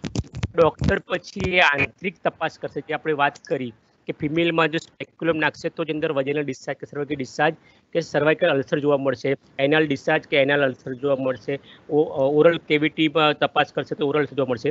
તો એક તો આપણને લક્ષણોથી ખબર પડશે, બીજું ડૉક્ટર આંતરિક અવયવની તપાસ કરશે ખબર પડશે, અને ત્રીજું બ્લડ ટેસ્ટ. એટલે વાત કે ઘણા સિમ્ટમ ના પણ હોય, આપણે એને એક્ઝામિન કરીશું અથવા તો બ્લડ ટેસ્ટ કરીશું તો જ ખબર પડશે. તો જેમાં આપણે કોમનલી સિફિલિસ ને HIV હોય છે કે જે આપણે બ્લડ ટેસ્ટથી ખબર પડતી હોય છે. બરાબર, તો અહીંયા ખાસ જરૂરી છે કે જ્યારે પોતાંગો છે, ઇન્ટરનલ ઓર્ગન છે, એની પર તપાસ કરવી છે. વેજિનલ હોય કે એનલ હોય તો જ આપણને ખબર પડશે કે ઘણી ડિસ્ચાર્જ ના પણ દેખાય, અંદરના ભાગે ચાંદુ હોય એ ના પણ દેખાય. એટલે દરેક જ્યારે પણ જઈએ ત્યારે આપણે એ આપણા જેનેટલ પાર્ટ્સની એક્ઝામિનેશન ખૂબ જરૂરી છે, વેજિનલ અને એનાલનું પણ. બીજું કે એવું નથી કે એકવાર એક STI થયો, આપણે દવા લીધી અને મટી ગયો. ના, મટી જશે 100%, કહું છું ક્યોરેબલ હોય છે, મટી જાય છે. પણ છતાં પણ જો આપણે બે વસ્તુ છે કે આપણો પાર્ટનર ટ્રીટ નથી થયો, આપણા પાર્ટનર પાસે જઈશું તો ફરી ઇન્ફેક્શન થશે, અથવા તો આપણી હાઈ રિસ્ક એક્ટિવિટી ચાલુ છે, આપણે અસુરક્ષિત જાતિ સંબંધ બાંધવાનો આપણે ચાલુ રાખ્યો છે, આપણે કોન્ડમથી સુરક્ષિત જાતિ સંબંધમાં પરિવર્તિત નથી કર્યો, તો આપણને ફરી વારે STI થવાની સંભાવના છે. બરાબર, એટલે મેં અગાઉ પ્રેઝન્ટેશનમાં વાત કરી કે જરૂર નથી કે એક વ્યક્તિને એક જ પ્રકારની STI હોય અને એક વર્ષમાં એક જ STI હોય. અત્યારે જાન્યુઆરી મહિનામાં એને કંઈક ડિસ્ચાર્જ થયું, મટી ગયો, પણ એને હાઈ રિસ્ક એક્ટિવિટી ચાલુ છે અથવા તો એના પાર્ટનરને ઇન્ફેક્શન ચાલુ છે, તો એ 2-4 મહિના પછી એપ્રિલમાં કંઈક બીજો STI લઈને આવશે, કાં તો એને ફરી STI લઈને આવશે. એ જ રીતે ફરી પાછા એને ટ્રીટ કરીશું, ફરી બીજા 2-4 મહિના પછી જૂન જુલાઈમાં કંઈક બીજો કંઈક STI લઈને આવશે. બરાબર, એટલે જરૂરી નથી કે એકવાર STI થાય પછી ના થાય, જો એની પ્રોપર એ પ્રિકોશન લેવામાં ન આવે. એટલે જ કહું છું કે દરેક જાતિ સંબંધ વખતે આપણે કોન્ડમનો ઉપયોગ કરવો જરૂરી છે, અને STIમાં આપણી પણ અને સાથે સાથે આપણા પાર્ટનરની પણ ટ્રીટમેન્ટ करवी जरूरी है। थैंक यू सर, अच्छा आपने एक्सप्लेन किया। हमारे पास आखिरी के 2 सवाल है सर। मैं पहला सवाल पूछता हूँ आपको कि HRGs को लेके हमको क्या उनके सेक्सुअल हेल्थ से अवेयरनेस के बारे में उनसे बात करना है सर? हाँ, तो HRG માં તો ખાસ જો છે કે ભાઈ એમને જે વાત કરી કે સામાન્ય માણસ કરતાં એમને STI થવાનું કે HIV થવાનું જોખમ વધારે છે, તો એમણે દરેક સેક્સ્યુઅલ એક્ટ વખતે કોન્ડોમનો ઉપયોગ કરવો જરૂરી છે, કારણ કે અત્યારે હાલની તારીખમાં આપણી પાસે કોન્ડોમ જ એક એવું સક્ષમ હથિયાર કે પરિબળ છે કે જે આપણને HIV અને STIની સાથે STI સામે પણ આપણને રક્ષણ આપે છે. ઘણી વખત આપણે એ જોઈએ છીએ કે આપણે ઉતાવળમાં હોઈએ છીએ, અથવા તો આપણે સો કોલ્ડ લવર્સ કે બોયફ્રેન્ડ્સ કે પાર્ટનર્સ હોય તો બી કે ભાઈ મારે એમની પાસે કોન્ડમ વગર સેક્સ કરવું છે, અથવા તો કોઈ આપણને પૈસા વધારે આપે કે નહીં, કોન્ડમમાં સેક્સ કરતી મજા નથી આવતી, હું વધારે પૈસા આપીશ પણ આપણે કોન્ડમનો યુઝ નથી કરવો. તો આ બધા પરિબળો હોય છે જેમાં STI કે HIV થવાનું જોખમ વધારે છે. તો ખાસ અહીંયા ધ્યાન રાખવું છે કે કોઈ પણ સંજોગો હોય, બરાબર, કે જેમ વાત કરી કે સતત ઉપયોગ પણ જરૂરી છે. તમે 99 એક્ટમાં કોન્ડમનો યુઝ કરો ને 100માં એક્ટમાં ના કરો તો 100માં એક વખતના પણ અસુરક્ષિત સંબંધમાં પણ HIV કે STI થઈ શકે છે. એટલે કે દરેક સેક્સ્યુઅલ એક્ટ વખતે કોન્ડમનો યુઝ કરો, દરેક વખતે યુઝ કરો. પછી એ તમારો નોન પાર્ટનર હોય કે અનનોન પાર્ટનર હોય અને કોઈ ગમે એટલું પૈસા તમને વધારે આપે તો પણ તમે તમારી સુરક્ષા, તમારી જિંદગીનો સવાલ છે, એની સાથે કદી પણ બાંધછોડ કે બાર્ગેનિંગ ના કરો, ઓલવેઝ કોન્ડમનો યુઝ કરો. બીજી વસ્તુ કે તમારા પોતાના સ્વાસ્થ્યની કાળજી લો. તમે હાઈ રિસ્ક એક્ટિવિટીના કારણે તમને અમુક જોખમ વધારે રહેલા છે, તો વાત કરી તમારે દર 3 મહિને રેગ્યુલર મેડિકલ ચેકઅપ કરાવવાનું છે. તમને કંઈ હોય કે ના હોય તો પણ તમને એ ચેકઅપ કરાવવાનું કે જેથી તમને કોઈ રોગ હશે તો વેળાસર આપણે એને નિદાન કરી શકીશું. દર 6 મહિને HIV અને સિફિલિસની પણ તપાસ કરાવો કે જેથી આપણે HIV સિફિલિસ છે કે નહીં એ ખબર પડી જાય, અને હોય તો આપણે વેળાસર પછી આપણે એની સારવાર માટેના આપણે પગલાઓ આપણે આગળ ભરી શકીએ છીએ. જે વાત કરી કે જો આપણે પીટીની જરૂર પડે ત્યારે તો આપણે જે પ્રમાણે એનો પ્રોટોકોલ નિયમ છે એ પ્રમાણે આપણે પ્રિવેન્ટિવ ટ્રીટમેન્ટ પણ લેવાની જરૂર હોય છે. આ ખાસ વસ્તુ આપણે ધ્યાન રાખવાની હોય છે. ओके सर, और लास्ट क्वेश्चन ये है कि ऐसे कौन से STI जो रिकर हो सकते हैं बॉडी में और हमको उसको कैसे डील करना है?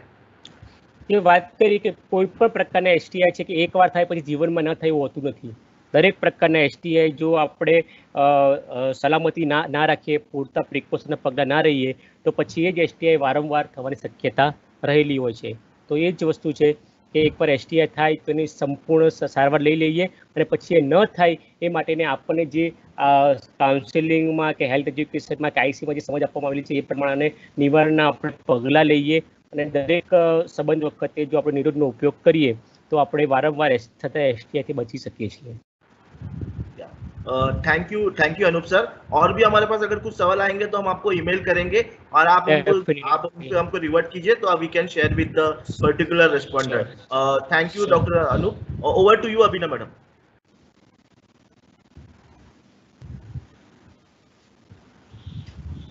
Thank you so much Anoop sir, आपका बहुत बहुत धन्यवाद। इतना डिटेल में एंड इतने अच्छी तरीके से आपने STI के बारे में इतने आसानी से हमको बताया है और बहुत सारी सवाल भी आए हमको, हम जानकारी ली। Thank you doctor Bimla. I think health के अभी ये रियल फैक्ट है कि आज की तारीख में अगर सचमुच की कोई हीरोज़ है तो ये हमारे फ्रंटलाइन वर्कर्स है जो हमारे साथ ट्रेनिंग में जुड़े हुए हैं, अपने डॉक्टर्स है, पुलिस ऑफिसर्स है, और वो सब लोग हैं कि जो फ्रंट लाइन में खड़े रह के कोविड को बहुत स्ट्रांगली रिस्पॉन्ड कर रहे हैं और HIV प्रिवेंशन को, सेक्सुअल हेल्थ को लोगों तक अथक तरीके से पहुंचा रहे रुके बगैर। सो मैं आप सबका भी धन्यवाद करना चाहती हूँ जिन्होंने ये सेशन अटेंड किया हमारे तरफ से, और फिर हम अगले वीक आएंगे सेशन को अटेंड करने के लिए। मैं UNFPA का धन्यवाद करना चाहती हूँ, सभी टारगेटेड इंटरवेंशंस का धन्यवाद करना चाहती हूँ। मेरी जो टीम है, अमित और बाकी सब डिस्ट्रिक्ट मॉनिटर्स जो है, हमारे 6 डिस्ट्रिक्ट मॉनिटर्स है यहाँ पे इस सेशन में, और ये हमेशा आपके साथ कोऑर्डिनेट कर रहे हैं। मैं सैक्स के सभी डिपार्टमेंट का, स्पेशली आज के लिए STI डिपार्टमेंट का, BSD डिपार्टमेंट का, TI डिपार्टमेंट का, TSU का, और सभी लोगों का कि जिन्होंने आप तक ये जानकारी पहुंचाई आज के सेशन के लिए और आपको इनकरेज किया ये सेशन अटेंड के लिए, उन सभी का धन्यवाद देते हुए विदा लेते हुए ये कहना चाहती हूँ कि आपको बहुत ही अच्छा वीकेंड रहे और हम फिर मिलेंगे अगले फ्राइडे इसी समय एक नए टॉपिक को लेकर। नेक्स्ट फ्राइडे का हमारा जो टॉपिक जो है वो ARV मेडिकेशन के बारे में है, पॉजिटिव लिविंग के बारे में है, केयरिंग सपोर्ट के बारे में है, और HIV को भी हम बहुत अच्छी तरीके से फिर से डिस्कस करने वाले हैं। तो प्लीज़ आप लॉग इन रहिएगा अगले हफ्ते की इसी तरह, और हम आपको इन्फॉर्मेशन देते रहेंगे। धन्यवाद अलायंस की तरफ से। GSEC तरफથી પણ આપ સૌનો ખૂબ ખૂબ આભાર। સ્વસ્થ રહો, સલામત રહો। Thank you sir, thank you so much. आप भी अच्छे से रहिए sir. Thank you so much.